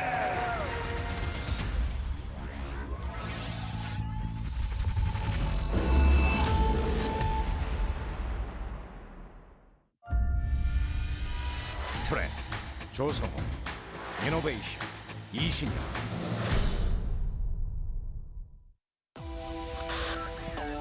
아프리카 TV 브레이크업 스튜디오 라이브 2020 GSL 시즌 코드 S 쇼다운. All right, everybody slow down. That was too fast. Deer versus Cure in under an hour. Cure clearly deserving to move on to the round of 4. Hell, man, maybe even the finals. Maybe even becoming a champion of Season 1. He looked incredibly strong. Maybe, yeah. And so we've got 3 of the 4 players. Break it down. Break it down. Yeah, yeah. This last match, we're going to get someone through that's supposed to go through. You know, Trap Right. and Innovation, these are 2 people that like you want to see in the top 4. They're definitely amongst the best in the world at all times. Go ahead, Andy. Players before getting into the second match. First of all, Trap. And Trap, it seems like you have no slump. This is your round of fate 4 consecutive times. How are you feeling today? Well, today, 일찍 경기하는 거다 보니까 잠을 많이 못 자긴 했는데 I didn't get enough sleep. 모르겠어요. 게임을 해봐야 알 것 같아요. But I'm not sure. I think I'm gonna have to dive into the game first. And Maru, Dark, all the best player of each race has been eliminated. So how do you think this atmosphere is working out? Well, I mean, there are definitely a lot of upsets, I can tell. But personally, I think the person who wins today is gonna take the trophy. Right, Innovation. You haven't dropped a single game so far coming here to the round of 8. How are you feeling today? Well, my preparation has been quite adequate. I'm gonna leave it to luck 오늘 today. 이긴 사람이 우승도 할 것 같다는 And 상대방의 Trap 발언 just mentioned that whoever wins today is gonna lift us a trophy. What do you think? 모르겠어요. 근데 I'm not too sure about that. 상황도 어려울 것 같고. I think the round of 4 is going to be really hard. 어려울 것 같아요. And as for the finals, it's going to be hard as well. So I'm gonna play comfortably. 사실 오늘 경기 앞두고 굉장한 자신감을 Ahead of today's match, Innovation, you boasted 조성호 선수 요즘 너무 a big confidence. 못하는데 You said that Trap 그냥 is 계속 playing terribly these days, and you're gonna 굉장한 just 자신감이 smash him. 느껴졌는데요. 그런데 따지고 보면 But 두 Trap, 선수의 이 최근 전적을 따지고 보면 statistically 다 speaking, 뭐 in the recent 상대방의 matches, 이런 Trap, you are far 불편하셨을 ahead in 것 terms of 같거든요. wins. So I'm pretty sure you felt quite 그냥 uncomfortable by this. 신영 형이랑은 워낙 어렸을 때부터 알던 I mean, I used to know Innovation from when I was little. I think he looks at me as a little boy. 그러니까요. 예전에 어릴 때 그 Yes, 생활 in the 같이 past, 할 때를 생각하고 when you guys were in the 있는데 same house, that used to be the case. 조성호 선수에게 신인이라고도 하시고 And last year, you mentioned Trap as a newcomer to the scene. 조성호 선수를 쉽게 So why is it that you regard Trap like this? 아무래도 뭔가 옛날 연습생 시절 Well, like back in the past, when he used to be a trainee, we used to be together, 신인 같은 이미지. and his image is kind of like a newcomer to the scene. 잘하죠, 성우. I mean, he is a stellar player. I think he's the best Protoss player. 좀 진심이 느껴지시나요? Did you feel his honesty?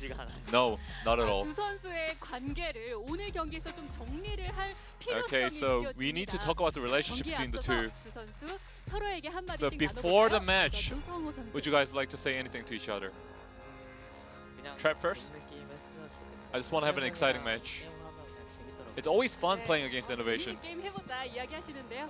Alright, as for you, Innovation, 빨리 3대 0으로 끝나죠. I just want to smash him 3-0. 3대0으로 재밌게 끝내주실 생각인 것 같습니다. 자, 두 선수 예전부터 친하기도 And the 하고 two players who have a long history between themselves. Let's see who's the last one locking in the round of 4 spot in this season of the GSL. Thanks, Andy. Okay, this is, I think, a match everybody can be excited about. And I'm happy with either one of these guys moving on. They're both so strong.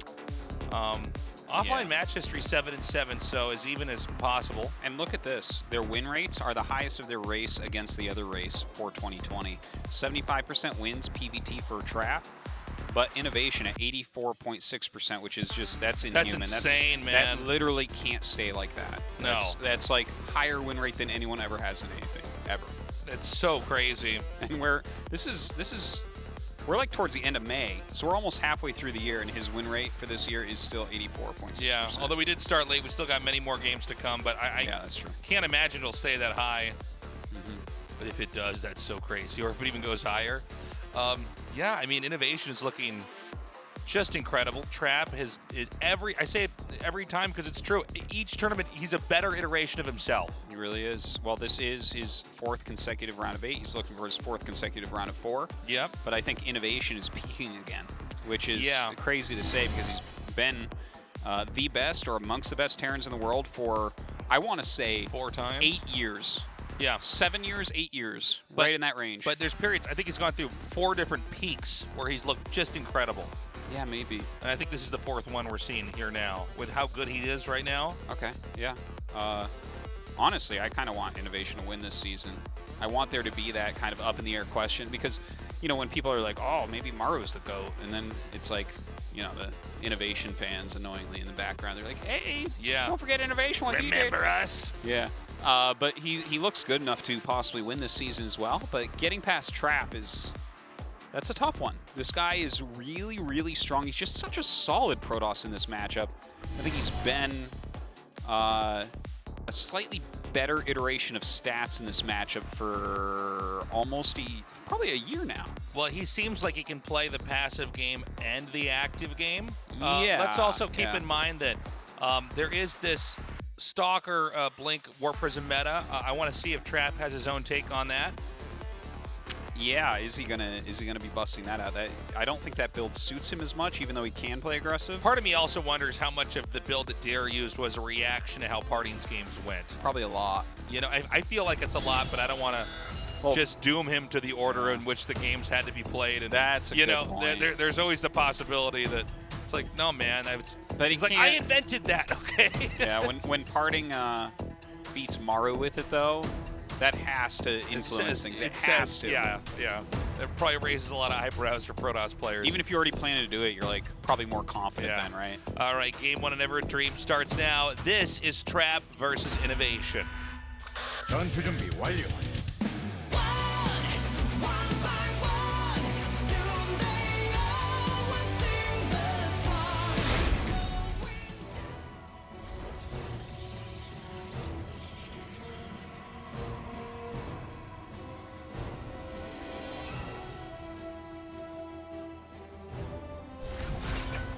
지네어 그레니지 트랩 조성.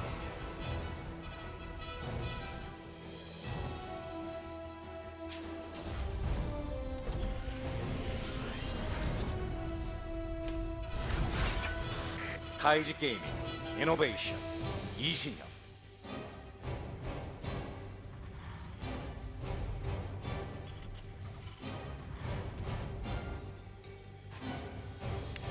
Right.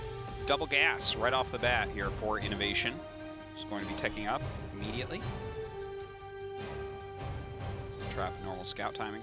See, looks like even though they're even overall within Legacy of the Void, Trap has performed a bit better against Innovation. Of course, a big bunch of Innovation's peak was pre-Legacy as well. Yeah, well, Innovation has been a player who has lasted through the ages, which is really saying a lot.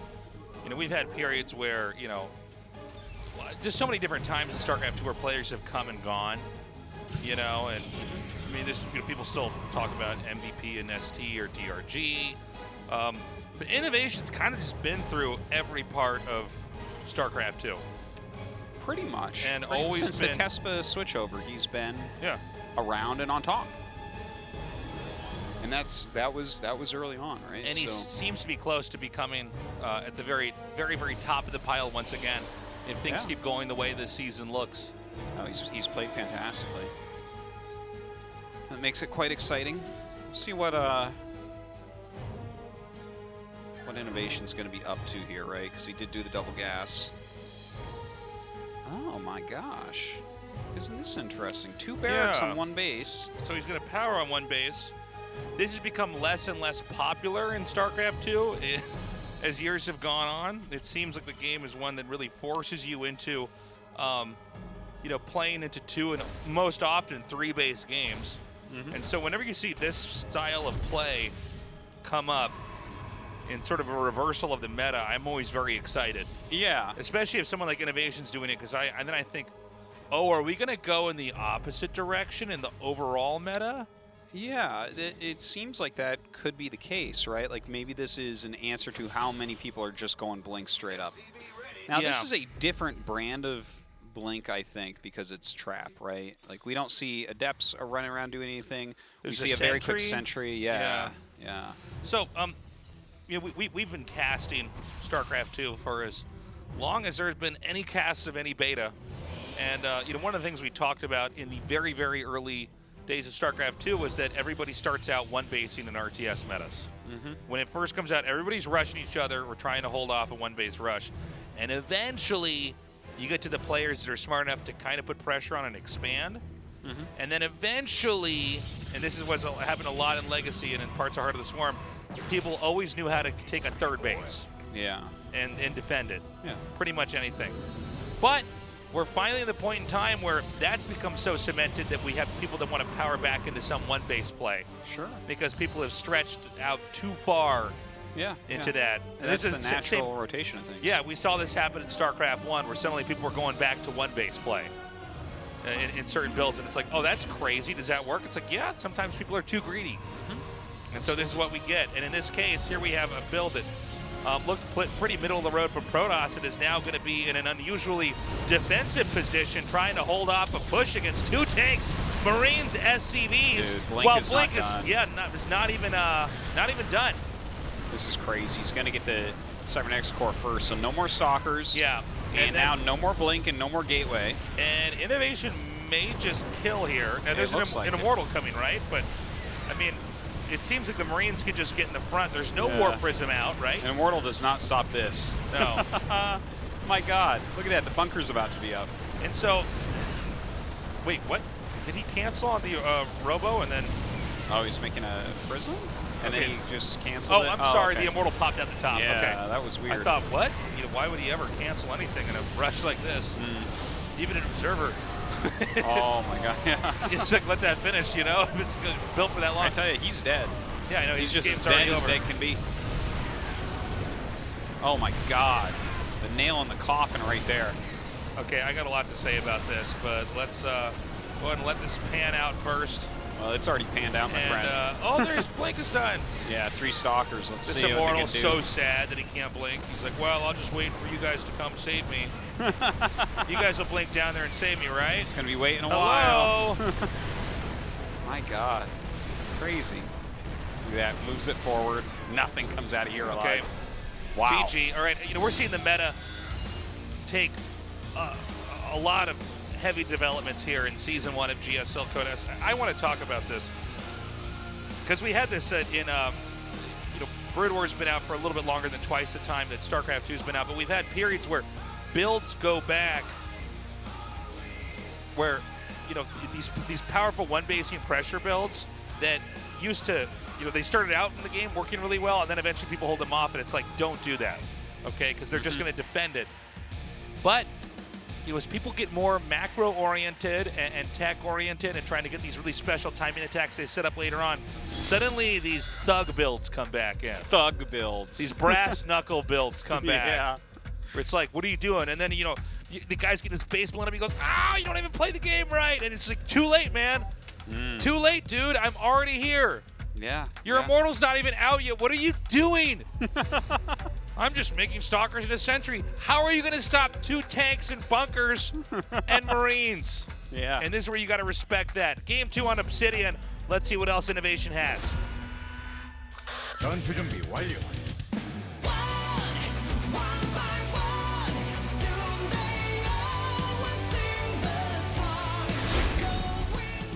And I can't believe it's on Obsidian. Yeah, Tasteless. that's really exciting.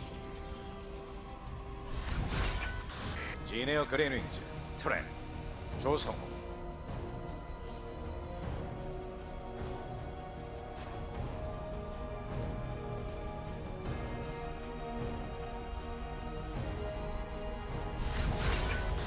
카이지 게이밍 이노베이션 So- 20년. Kind of expand on what I was saying earlier.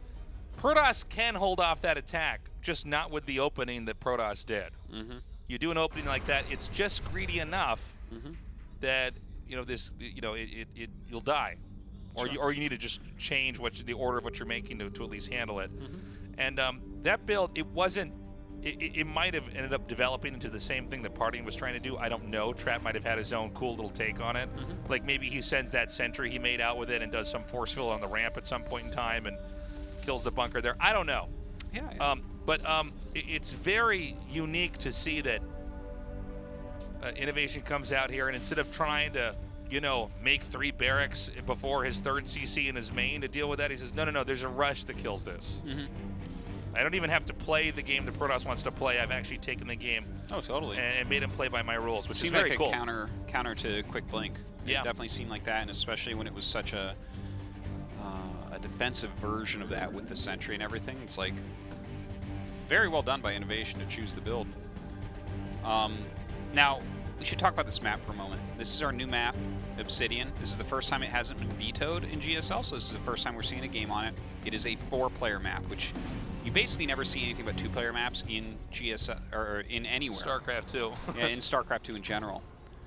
So a 4-player map definitely adds some things to it, like you don't know where your opponent begins. The map is much bigger, more expansions. This map is gigantic. It's just huge. Look how far apart they are. It was crazy watching the probe scout because it took so long to get there.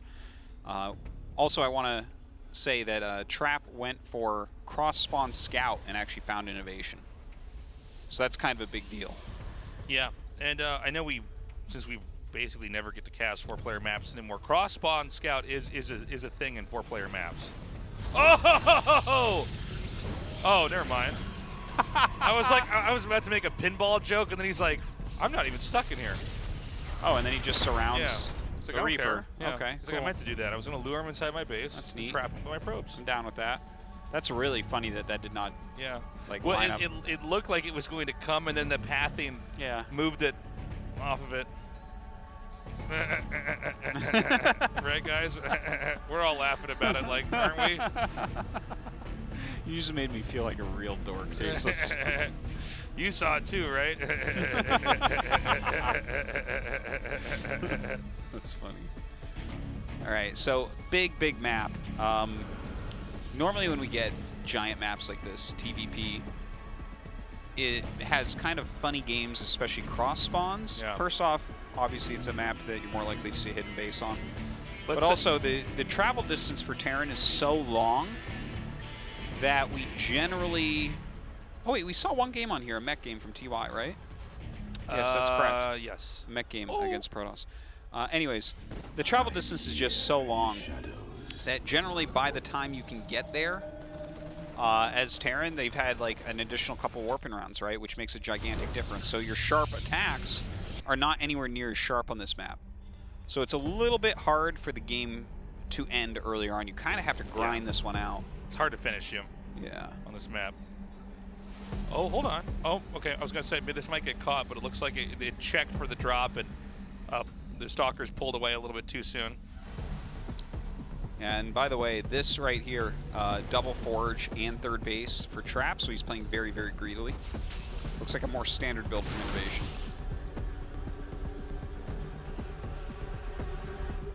Two forges is a great idea on a map that can make for probably some of the longest StarCraft 2 games imaginable. I'm still liking the whole, like, people finding stuff that's not that funny, but, like, they really kind of get it because they play the game. Where it's like, watch, let's do another one. You ready? Yeah. I mean, some people would probably say Immortals are pretty good units. That's so bad. They're all nodding their heads. That's because it's a really good unit. Yeah. I know, because I get it. It's a gamer thing. Non-gamers wouldn't understand. It's totally a thing that non-gamers just wouldn't get, would they? Yeah. Totally. Oh. I hope that pylon never gets unpowered.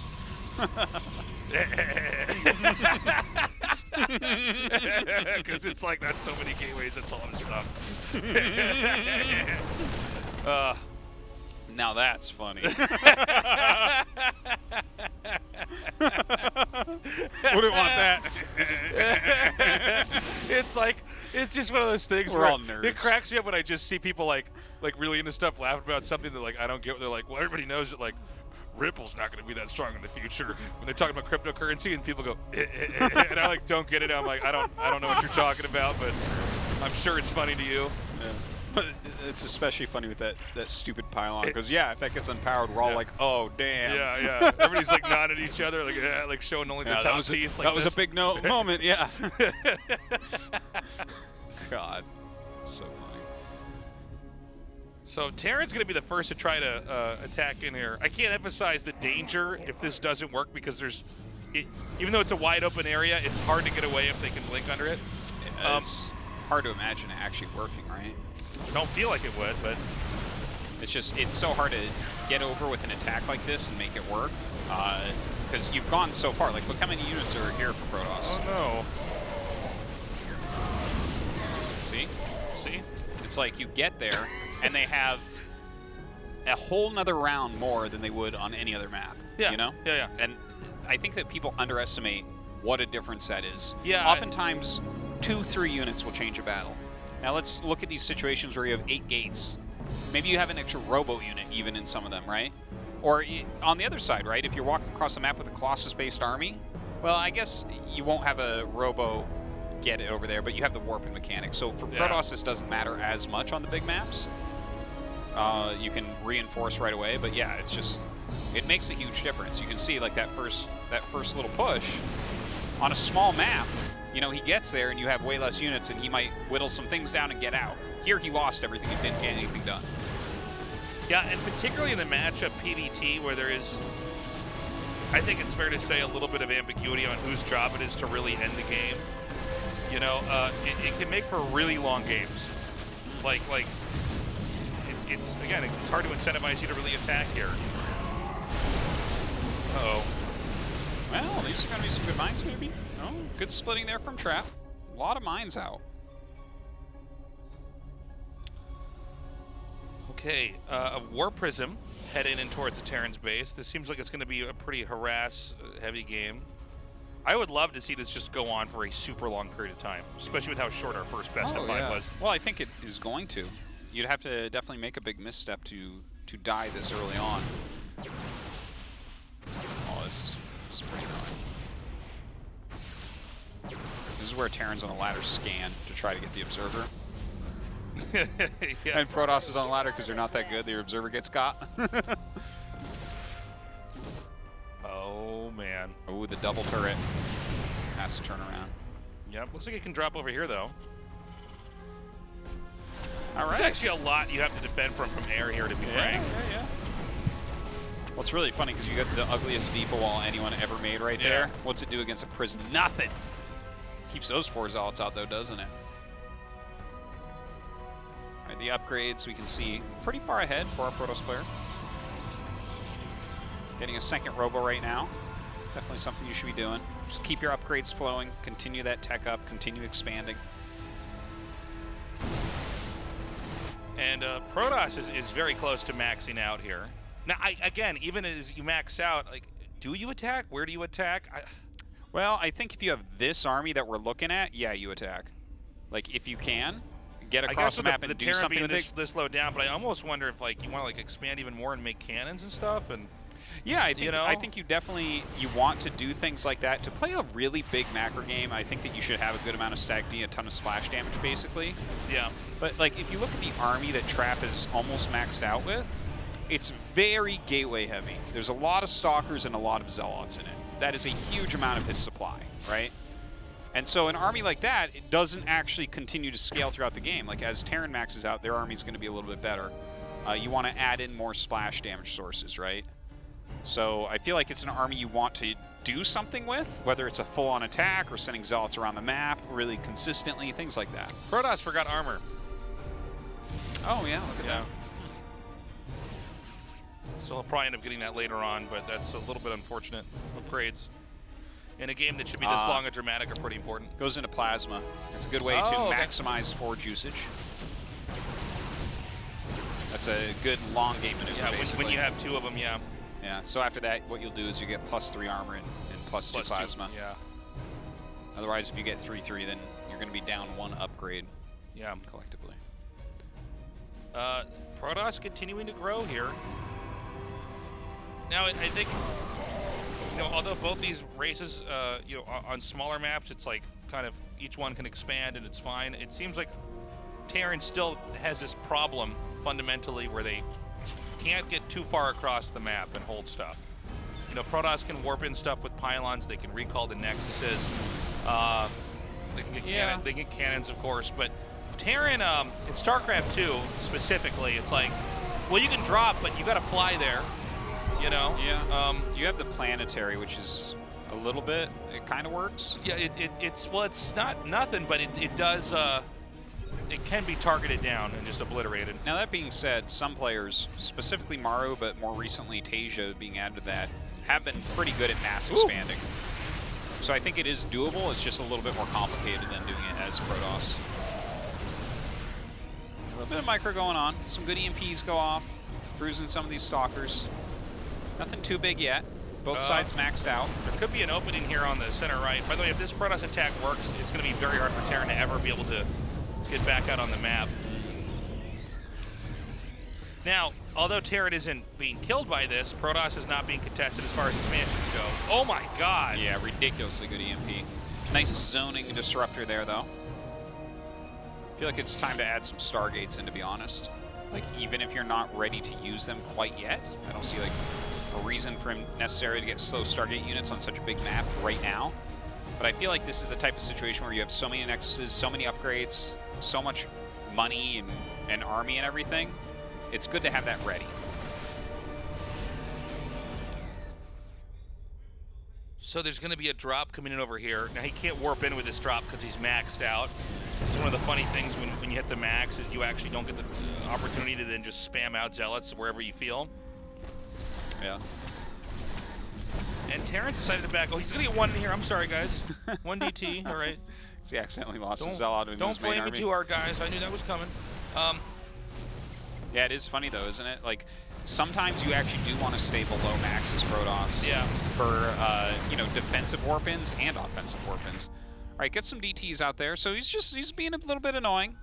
Those don't necessarily have to do a lot of damage, but it seems like they are. Well, it's going to spend scans, and it draws their attention away. And it looks like we're going to have a push over here. And Terran is leaving. Oh, my God. They were there just a moment ago. Yeah. Oh, get a shot of the fight, please. Yep, so you can just kind of target down planetaries. Oh, you can't even come up here. Boop. Good EMPs, but against that many disruptors, that little choke is not doable.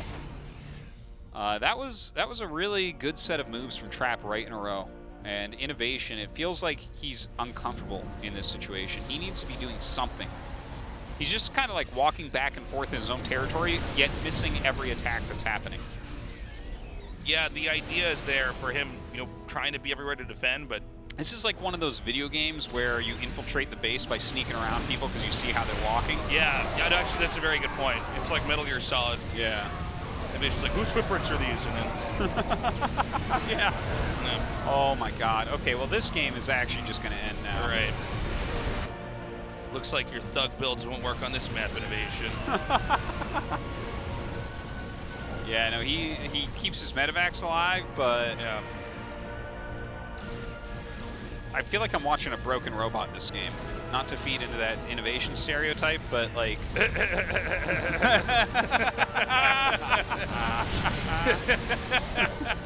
how's it feel, nerds? Taste has got you. Oh. Yeah, this is over. GG. Trap. All right. He could bench press the whole map. Yeah, he certainly was that game. Okay, tied up 1-1. I mean, I'm glad to see games on Obsidian, but that was, I don't know, it didn't feel very good for Innovation there at any point. So, our next map is the one that gives us all the epic games. Eternal Empire. Or EE, for short. I'm excited to see what's going to happen here. That map is exceptional in that we probably won't have a game that looks like that again. Again, a 4-player map, a huge map. I have wondered what a TVP would look like if we went back onto a giant 4-player map like that. And I actually think that, although Innovation made some mistakes, that seems like Terran can't get too spread out on a big map like that. And I think you could be more spread out. I think that his first attack was so poor, and he lost. Yeah. He loses like over 20 supply up at the top, doing absolutely nothing. I mean, it takes so long to go across the map. It did nothing. It did 0. And then he was just expanding more slowly. He wasn't teching particularly quick. He just kind of made an army and walked it around. It was very strange, the first push out.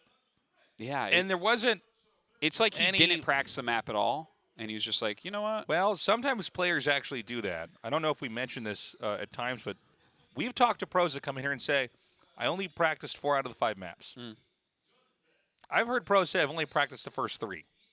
Or the last 3. It's very weird how people choose what to prioritize. Sometimes they have an all-in they're going to do on one map, so that's, you know, takes a lot very of small chunk of time to prep, and then they really want to pour everything into a different map, and maybe Innovation has maybe that's what he's got in mind here. Maybe he thinks it's going to be too much work better prep time to get ready for other things. That definitely can be the case. Maybe. Just play your normal build and be like, I don't know, could win with a normal build here. It's possible. So one of our players has requested a break. We will honor that, and when they're ready, we'll be going into this next game. Wouldn't it be cool if we didn't honor? We just started the game and get back there. Like they're walking to the bathroom out this way, and I'm like, hey, get back over there. And he's like, he's probes mining on the big screen. We're like, you're disqualified. You know where he started. It's a 2-player map. Yeah, I mean, we'll be hopping into this game shortly, but it's good to see this will not be a 3-0, thank God. I don't know who to say as far as who wins this, just looking at the 2 games. I think that, you know, game 1, Innovation prepped very well for any kind of Stalker Blinkish opening. Game 2, Trap, very commanding, but I don't think that that's the way Innovation played in game 2. He can't play like that on other maps and probably won't, so I don't know. Yeah, well, I do think we haven't actually gotten any real information about the two yet. And Yeah. all in, and then a 4-player map where Innovation just seemed not ready to play a 4-player map. It's kind of like whatever, you know. Yeah. I'm ready for the series to start now. We're 1-1. It's a best of 3 from here, and we get to see who's going to play better on the more normal stage. And this map makes for some of our best games, too. Now, let's talk about that quick push that we saw from Innovation. Is it possible that we see that again, or something similar to that, where you're basically one-basing and attacking really quickly? Because all the Protosses seem to be opening up with a Stalker.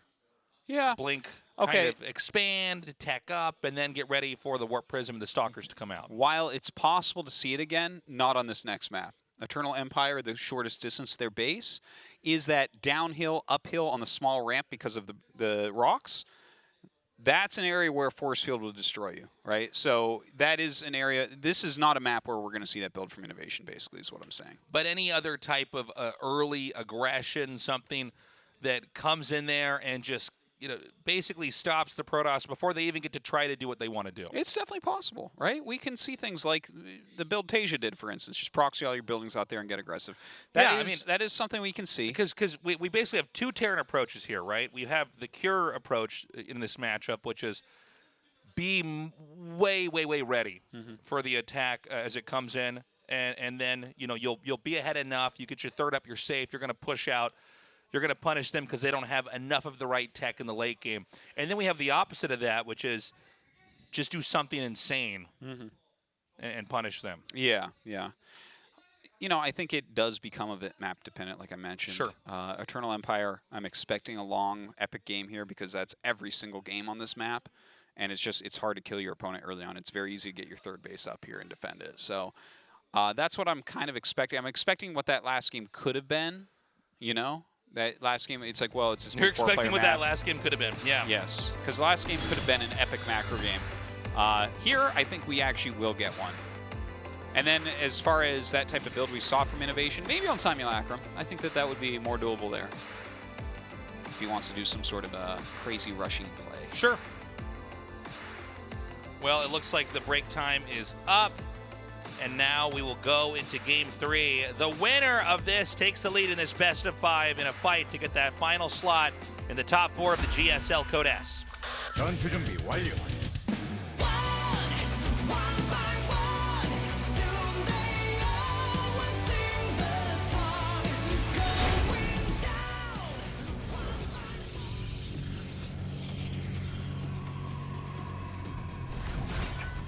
지네어 그레인위치 트랩 조성호.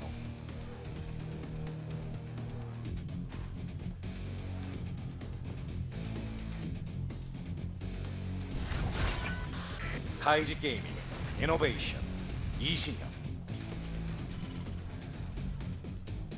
All right, well, okay, we got it on camera now. Well, we are seeing Trap, and we talked about this with Deer and parting a little bit. Is there going to be another type of play besides the Stalker play? And I was talking a lot about Innovation on our little break there. I guess actually, I should have been thinking about Trap here as well. He's going to open up with a proxied pylon just outside of the scouting path. What do you think this is going to be? Another gate? It is, yeah. Right? Yeah. Yeah. Yeah. Okay. I mean, I can't even imagine what else it would be, but this is. Well, this is awesome. Yeah. That's one way to put it. This is really cool to see because we were talking. Now, hold on. This isn't spotted at all, right? It's just. Oh, this is hilarious. Is what this is. Oh! Oh my God. Well, I can't believe it. He just knows to check. Yeah.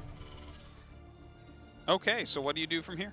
I feel like Protoss is in very bad shape if this is spotted. Yeah, yeah. I mean, you can just do, like, a macro build from your high ground. If they are going to keep it up, make a bunker on top of your ramp. Right. You're 100% break-proof. There's just nothing they can really do. Yeah, the first Stalker's coming here. We have an Adept being made that will be shaded across the map as well. Yeah. Now, there's a second hidden pylon here, which I assume is going to be made, or Stargate will be made there. Yes, yes. Unless there's some really cool robo play I don't Oh, that would be crazy See, if but there was a maybe, robo play. you know, I'd welcome it if we had it. I think if it was a robo play, you'd actually build it a lot closer because there's no question that you're at least having control. You've seen the command center. You see him making a bunker, right? So you have control of the bottom of the ramp. Yeah. I like this in a couple ways, though, and don't forget he made an adept. So you can do this little move where you keep shading up and then using the stalkers from low ground to hit. So you can harass the depot a little bit at least. Now, seeing the probe over there. God, that's big. Does that, is that enough of a... Yeah. Yeah, he's... Okay, so he scouts that too. So this is like... Oh, man. Trap has fish lips. Yeah, he just puckered his lips in kind of a... That was oh god, SOS did not do me right with this build. I mean, this is this is the worst case scenario, right? You've practiced a pretty cheesy build in the middle of a best of 5 against a macro Terran, and he's spotted everything. Yeah, he's smashing. He's like killing probes and scouting every single thing that you're doing. Innovation is not really slowed down. Like he had to build a bunker and the command center on high ground. That's the only thing that has actually slowed him here. Yeah. And that's really not that big a deal. Right. And I mean, you know, the reason why these builds tend to be strong for Protoss is that if they don't see them, you just get to take control of the game, and they have literally seconds to respond to all of your surprise moves. Now, is this too ambitious to push down here onto the low ground? We have Marines, but we also have an Oracle coming up here, but I guess with the Cyclone, oh, didn't target the Oracle, which is actually... Yeah, I think actually Trav can push him back up here, right? Yeah, I guess he can push him up the ramp for a second, but as soon as there's another lock on, right, it doesn't take that long. Look at that, he's going to pick off the Stalker, or just barely not. Just barely not. But there's more Stalkers coming here, man. I actually think he can... I think he can push this back onto the high ground. Nice tag over there, too. So you can at least try to preempt the movement of the Cyclone. Hey, this was well done by Trav, for sure. Yeah. Oh my god, he's going to snipe the tank. Oh, how funny. Yeah, that's just enough.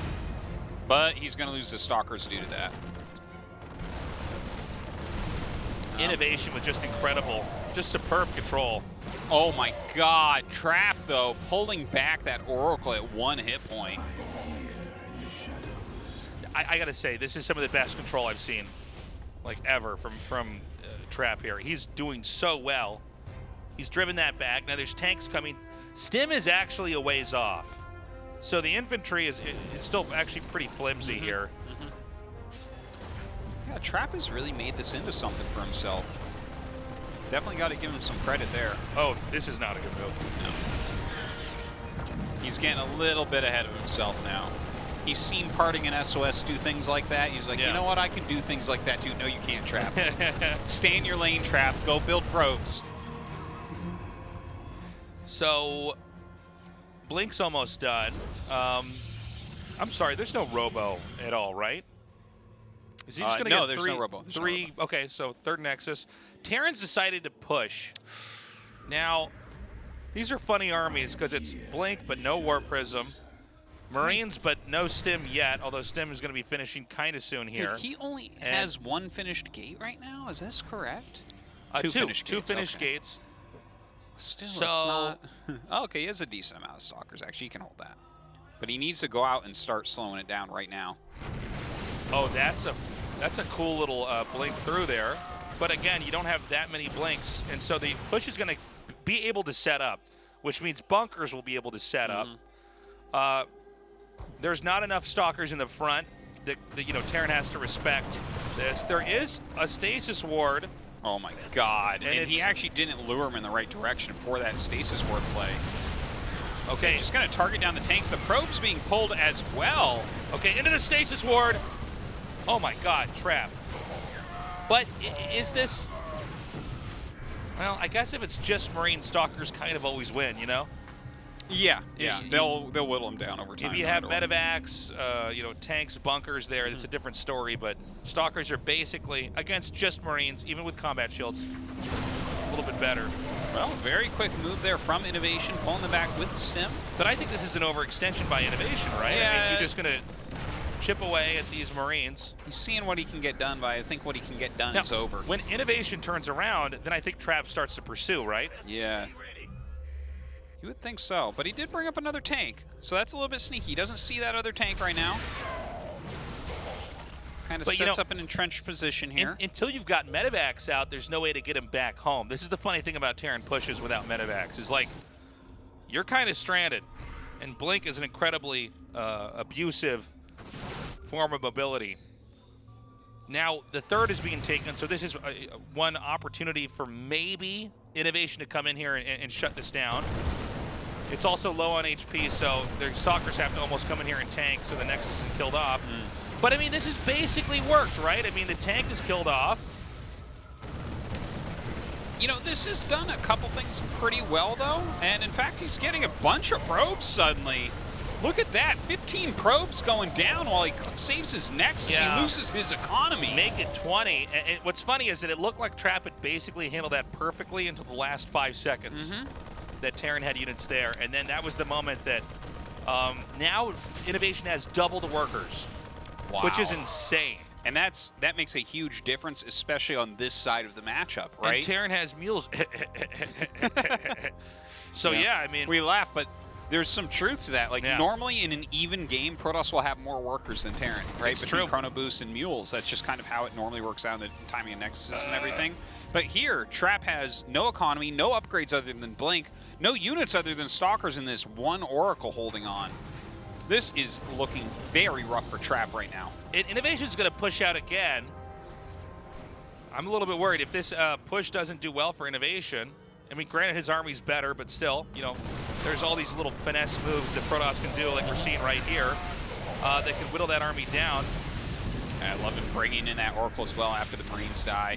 But look at this, the stimmed chase comes down. The Marauders picking off a few extra Stalkers before they can get away. And again, with Blink available, oh, that didn't do anything. That was actually pretty poor. Yeah. So, Zealots are coming. We do have sentries as well. Terran, I believe, has his sights set on the third. Yeah. I think if he just, with these reinforcements, I can't imagine that third being held, right? Look at the production tabs. It really tells a story. Now, there's also the possibility that with this with this proxy pylon over at 12 o'clock, he could try to warp in some Zealots or something to hit the third base. Yeah. We'll see if that's actually going to, oh, well, never mind. Well, there they are. He does that, and it's shut down. Not doing so well. Okay, well, this is going to make the possible push from Terran even stronger, since those Zealots basically did 0 damage, and you get 0 value out of them. Well, Trap is trying every trick in the book right now to stall this out, to have some time to rebuild what he's lost. But Innovation, he's got better upgrades, better tech, larger army, larger economy. Is there anything this man doesn't have?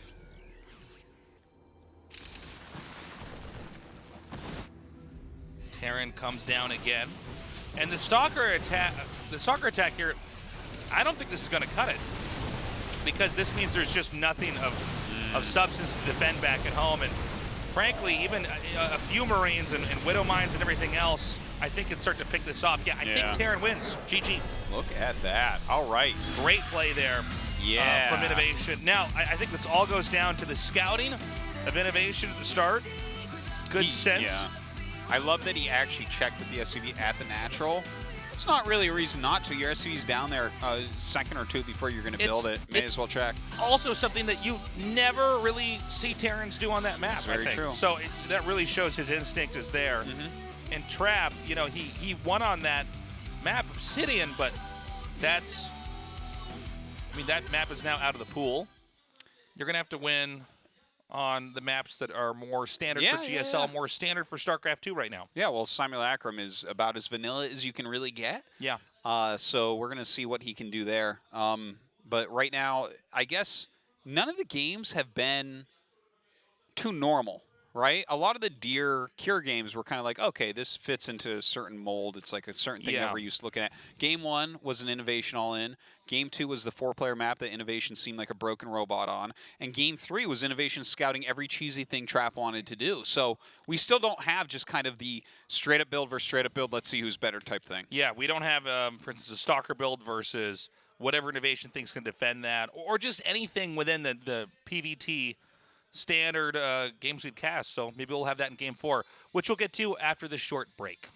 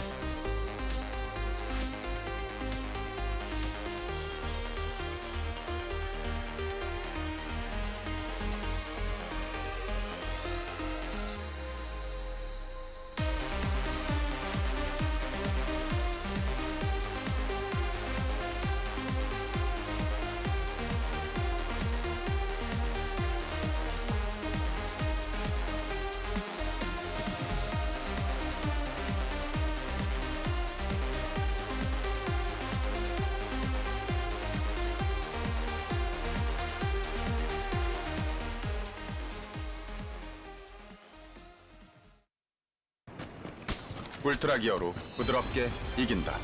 LG 울트라 기어 게이밍 모니터. 라벨은 까서버리라고 했는데 우리 아빠는 맨날 까먹어요.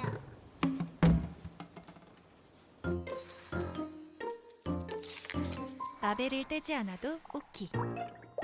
라벨을 없앤 아이시스 8.0 에코. 따는 순간 분리배출까지. 지구에게 오키, 모두에게 에코. 라벨이 없는 아이시스 8.0 에코. 울트라 기어로 선명하게 이긴다. LG 울트라 기어 게이밍 모니터. 취했나?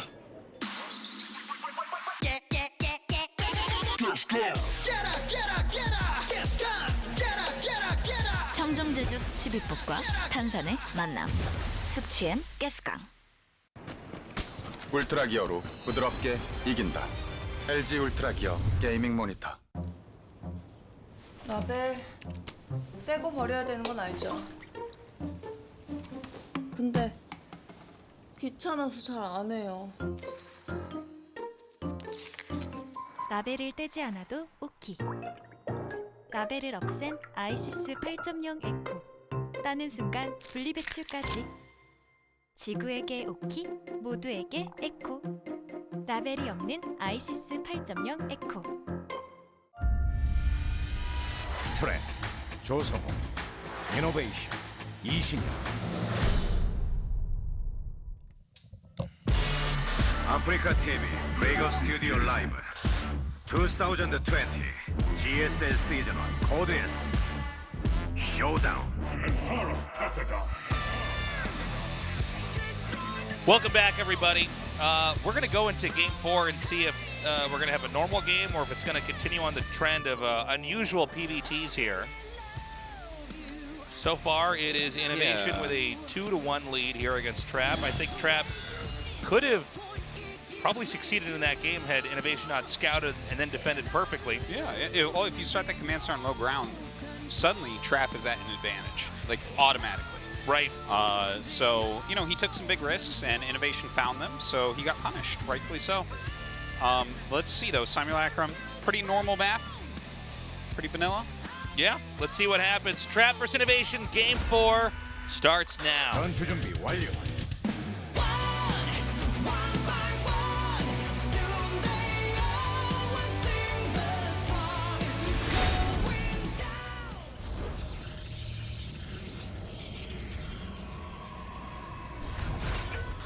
지네어 그레닝즈, 트렌, 조성호.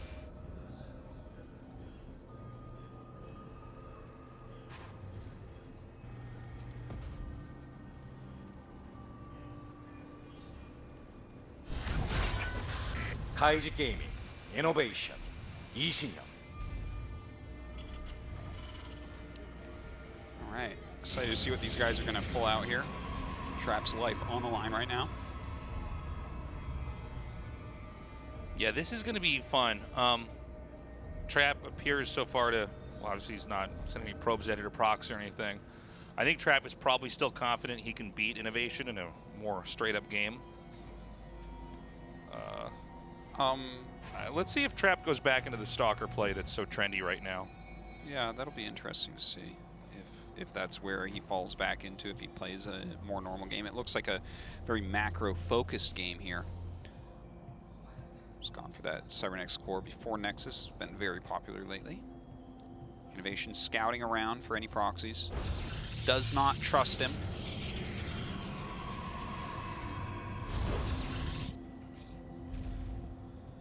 Okay. So far, very standard here. By the way, I want to mention that it's a big investment, like in an intelligent way, for Innovation to scout for proxies in the way he's done, like at his natural. Because as soon as he does that, it becomes off bounds to make buildings in his natural and things like that. Yeah. In future matches. That's very true. Like, for instance, let's say it's him versus Parting in the finals. Parting will watch these VODs and be like, he scouts behind his natural. I'm not going to put anything there. Yeah, yeah. And it's funny how each game in StarCraft 2 can stack and factor into the next game. Yeah. To where it's like a game that happens in the round of 8 can impact the finals. Well, you're definitely building your resume, you're building your image,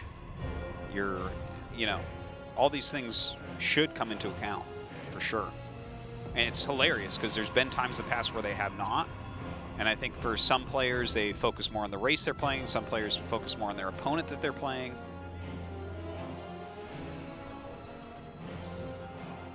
I remember sometimes even in the past with like real professional teams out here, there were games where we knew exactly what the player was going to do because they did it every game. And then the player that he was against just did not prepare, even though he had like a coach. And it's like, okay, how's this coach making money here? I guess it's good those teams disbanded at least. Yeah, there was definitely some of that. Where I'm like, I don't know what this guy does. Does he just drive the van? I don't know. Yeah. You gotta have some sort of studying going on. So there's a hidden dark shrine. Now, although we've had hidden buildings before with Trap, this is a very different idea. And there's going to be a robo coming up here, so it looks like this will set up for a DT drop. Now, this is kind of exciting. Let's keep in mind that the prep required for a Blink Stalker attack is vastly different than the prep required for a DT attack here. Yeah, that is quite true.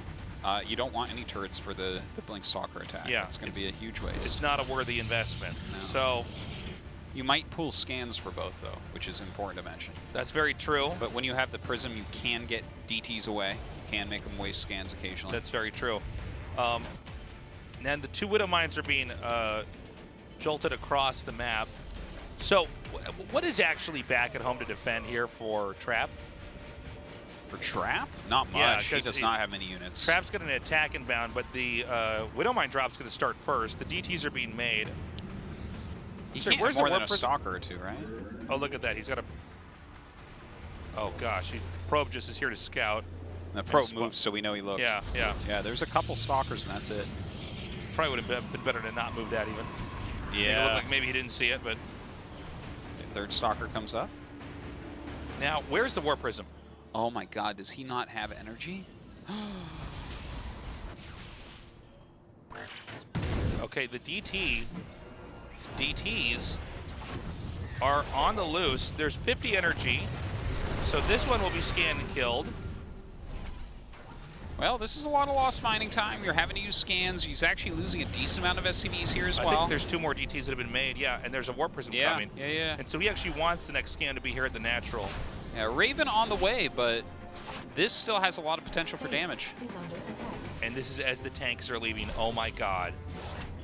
Because he's getting depots. These DTs are doing so much. Good pickup, good pickup. This is doing so much damage. Yeah, it really is. Okay, nice pickup. Keep in mind, you could always warp in more units to attack. If you do enough damage, you could try to snowball it. More gateways coming down here. Forge and robotic support bay on the way. The DT is actually going to be able to get away, I think. He has actually done so much with this. This has been very, very successful. Trap really knows how to plan. Wow, I really like this.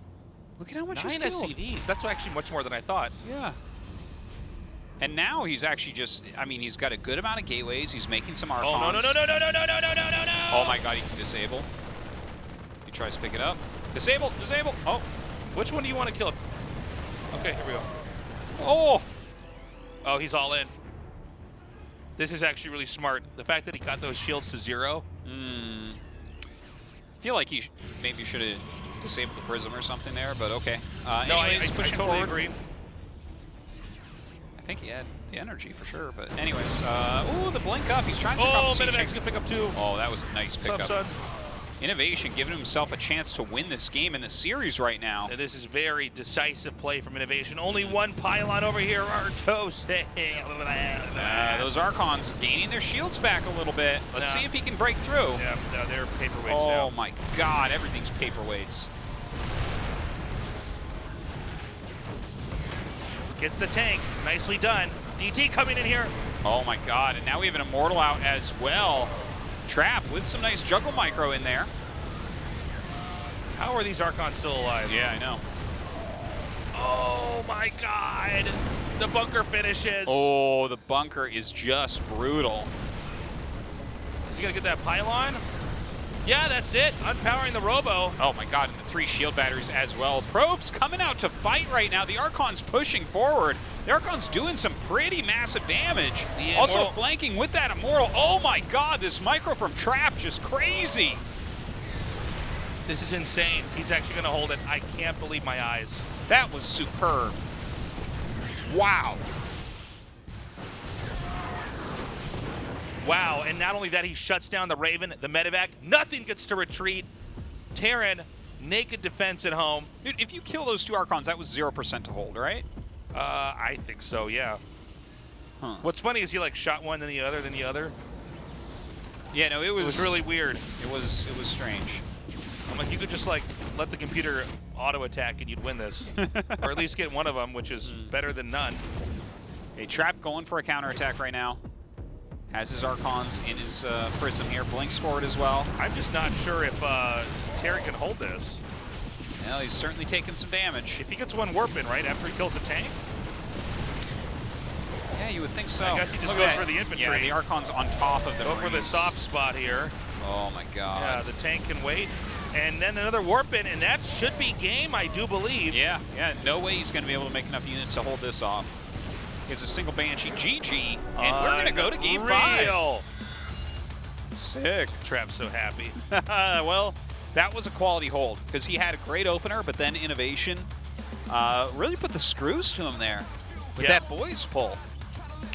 Well, that was I think Innovation actually could have won the game. It was a very odd moment, especially for Innovation of all players. You might be right that he could have had the disable on the War Prism. I think he probably had enough energy, but also the Archons were I'm just sure there. he had enough. You could have killed one. 1000% you kill one. Well, if you disable, you kill both. Yeah, but even without that, there was enough time to kill one. That is true. If he targets, he kills one.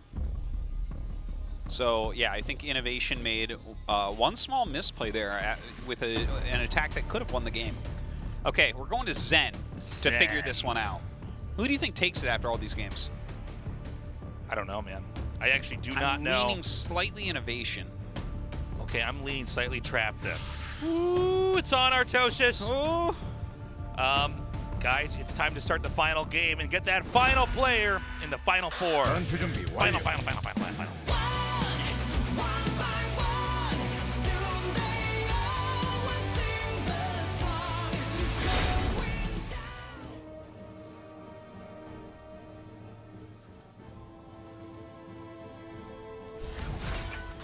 진에어 그레닝즈 트랩 조성호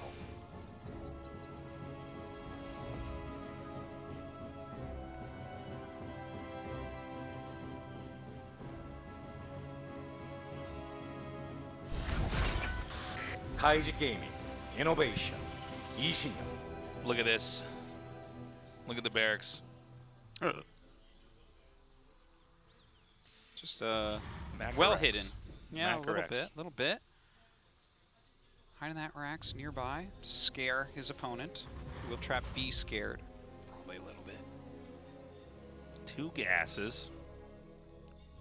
Yeah, anytime you hide a barracks, you do have to get the thing of gas, I think, to sell it. to make the CC. You're like, what are you doing? This is literally the worst build in the world. Yeah, this is pretty bad. Kills you with just rushing with tier 1 units. You're like, Yeah, yeah. he sends in 2 adepts. You're like, oh no, I hadn't thought of that. Yeah.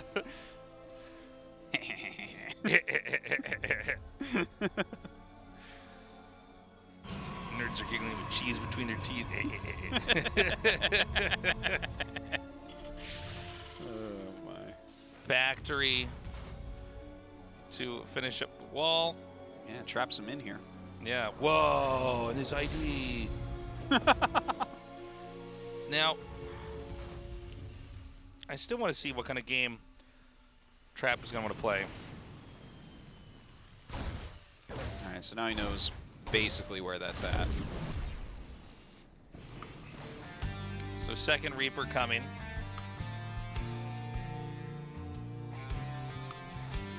And I've liked, to be honest, even the games that Trap lost, I liked his planning for the series a lot. Really? And innovation too. I love best of 5 StarCraft 2 with players that are really, really good because it's so fun to see how they approach everything. Yeah, I've liked innovation side of it really well. I think that last game was kind of a cool plan from Trap.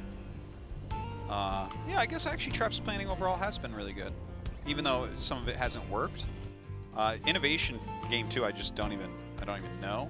But I feel like overall he's done a very good job. Like, remember the last time that he did something kind of like this, where he went for the push in game 1, right? There's no way for innovation to know right now, or Trap to know right now, if there is a command center, right? That's very true. So it could be something like that. Now, this is not the best map for it, I think, right? You kind of have to walk around a little bit. I like the Hellion being forced to hop back. Oh, but the Reapers do get up into the main. Not bad. More kills coming down. Yeah, this is actually a really solid kill count. All right, loses a Hellion and a Reaper for 4 probes. I think that's fine. Yeah, that pays for itself already. Yeah, Robo on the way right now for Trap. Innovation going ahead and taking his natural. A couple Widow Mines sent out for a drop.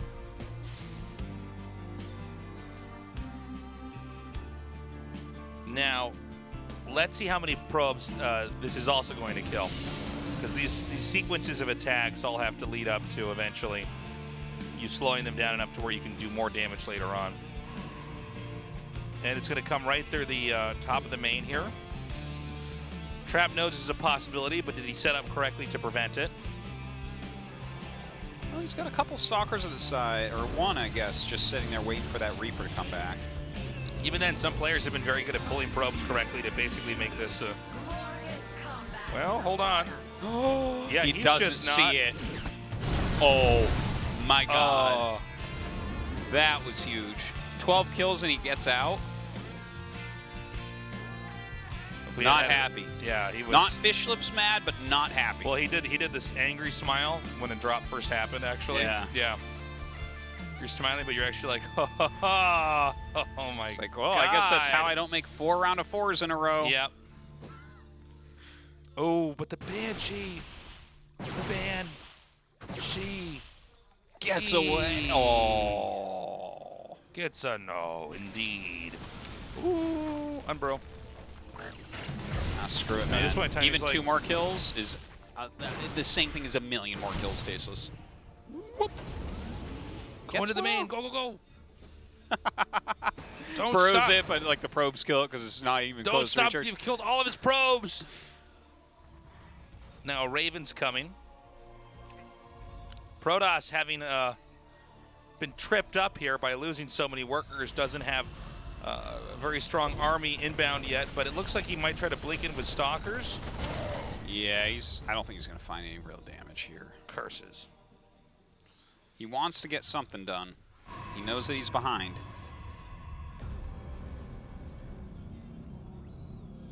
All right, Immortal is on Widow Mine duty, as are these 2 Stalkers.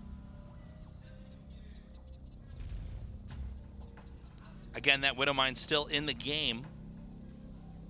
I think he's going to back away. He can keep that for as long as he wants for now. There's no air unit to shoot that down. I like the lowering of the depots here. Like, maybe you'll want to attack my bunker now that this isn't in the way. Yeah.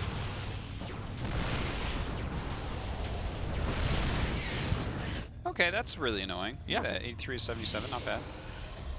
Oh. This is great. This is great. Two more kills. Very nice. So what's he killed? 21 probes? Yeah, is it? I think so. 21 or 23, I can't remember, but that is a lot of damage done thus far. Trap, he has his third. He's going to be finishing up. Oh, another good catch if he can get that. Innovation now going to set that third up. We'll have the Protoss fourth coming up here soon. Protoss always seems to be a few steps ahead in taking bases. We have Psystorm coming here as well. Let's see if there's any attack that comes here from Innovation before Psystorm. Remember that there's been a lot of workers killed off here. Trap does have a way inferior army, at least in supply, but Psystorm is a pretty big equalizer for that, especially when you have infantry like Marines and Stim, and then you just storm it and they melt. If you can take one really good fight, it can kind of reset the damage that Innovation did, you know? So we'll see if he can do that. It can be a little bit tricky, though, too. Let's not forget, there is a Raven out, and a lot of times we're seeing that Prism full of High Templars disabled. So that can really swing the fight to Terran very, very quickly.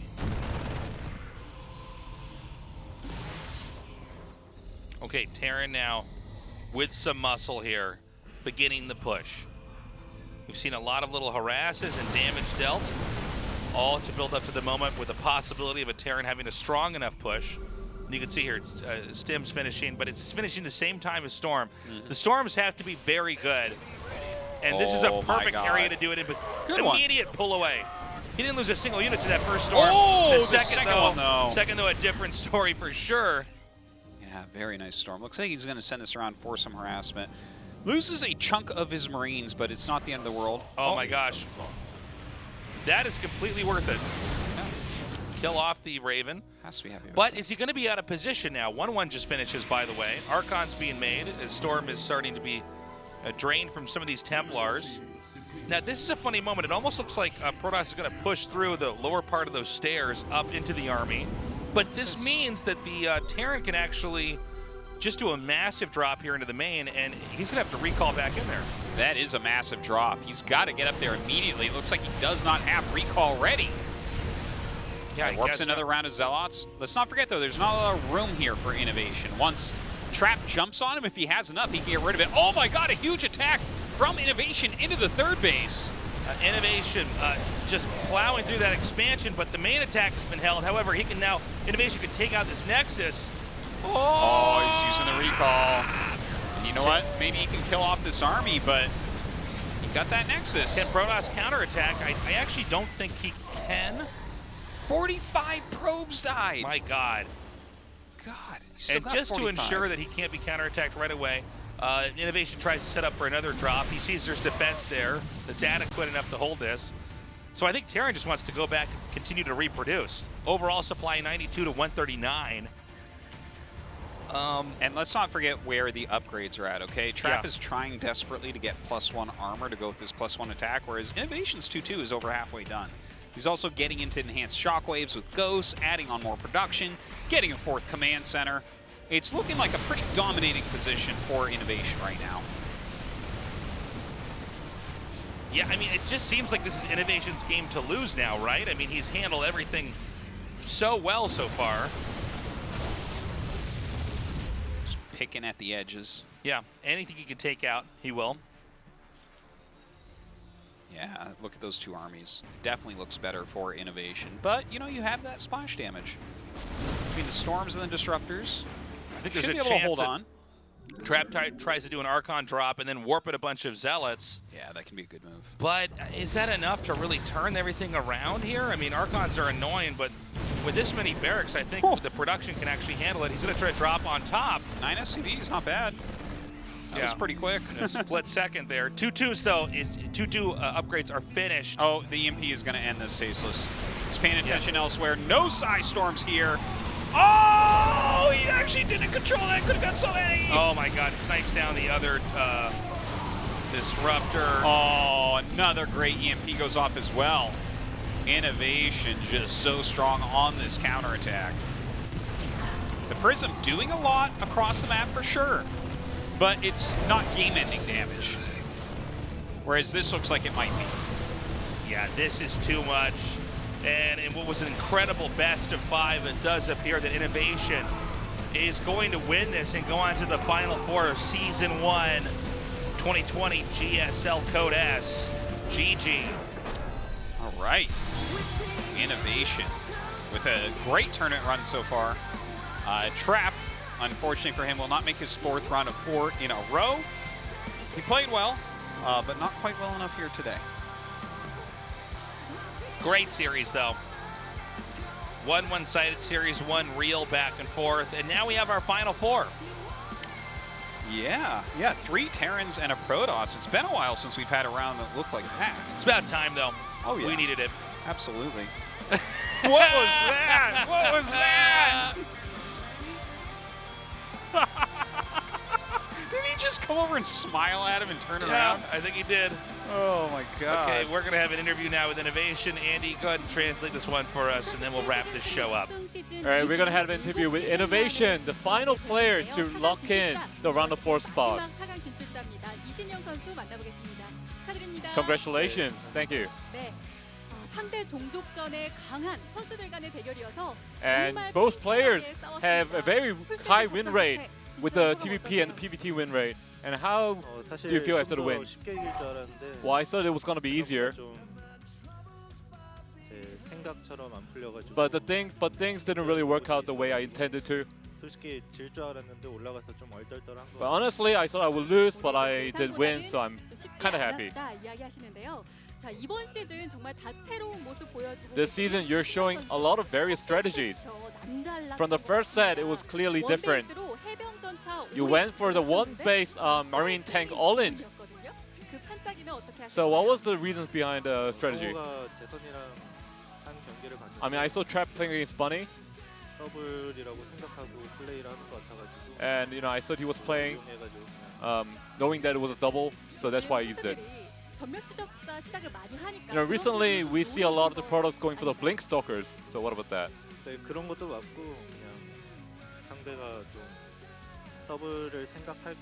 Well, I thought my opponent might anticipate a double, so that's why I went for the one-base all-in. In the Eternal Empire, you found Trap's proxy Stargate and proxy Gateway. Well, there was a build that I prepared for. But then it was Trap who took the initiative, so I did end up winning the game. Your TVP win rate is like 84% right now, and now you acquired the win today against Trap and move on to the round of 4. And your opponent in the round of 4 will be Cure.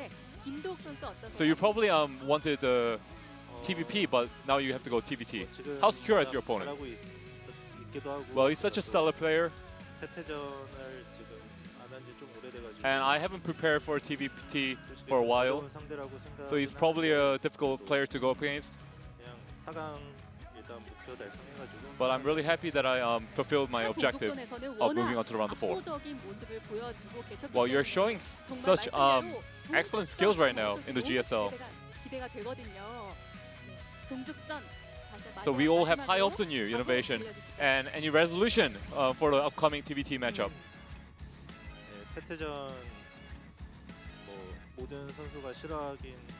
I'm sure all the players hate the race versus race matchup, TVT. I think Cure's gonna have a hard time playing against me as well. And since I defeated Maru, hopefully I can defeat Cure as well. Once again, congratulations on the win, Innovation, and we'll see you in the round of 4. Thank you. I'm happy with this Final Four, and this was a great day of games. Yeah, it's going to be a very exciting round of 4 and finals. This is kind of crazy. TY parting, Cure, Innovation.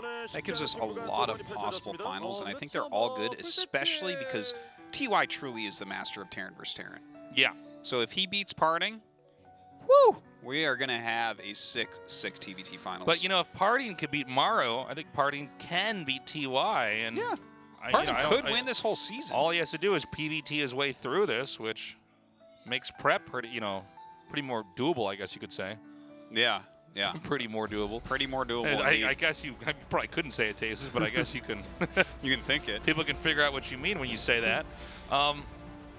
Yeah, this is going to be great. So we have TY versus Parting on Wednesday evening, and then Cure versus Innovation on Saturday afternoon. All right. Looking forward to seeing this.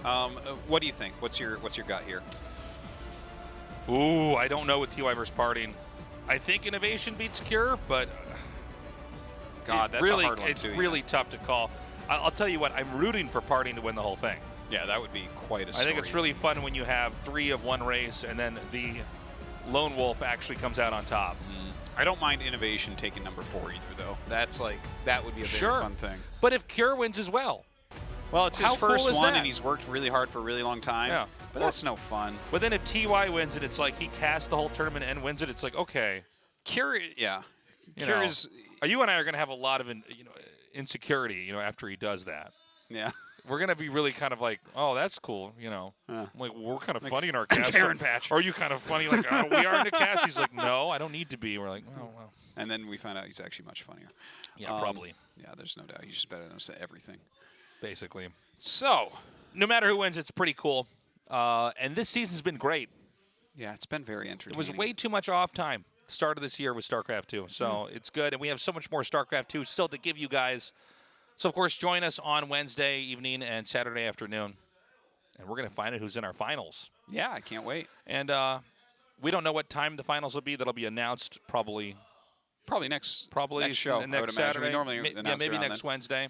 But wherever it is, you can't come anyways. Yeah, it doesn't matter. You'll at least know the time, though. Yeah. It'll probably be one of our 2 studios. So, yeah. Anyways, this has been a fantastic day of games. The Final 4 and final or top 8. It's good. Yeah. Well, I mean, I had fun. The round of 4 was very thrilling. Very weird how they both had kind of like these crazy 3-0s and then nice game 5s. Yeah, they both mirror each other in that they way. really did. They really did. But the amount of upsets, especially in day 1, that's really exciting. That's very cool to see. Anyways, guys, that's all the time we have. We love you. Stay safe. Hopefully we can have you in our studio again one day. Maybe this year, maybe next year. We don't know. Have a good morning, afternoon, or night, wherever you are. Bye-bye.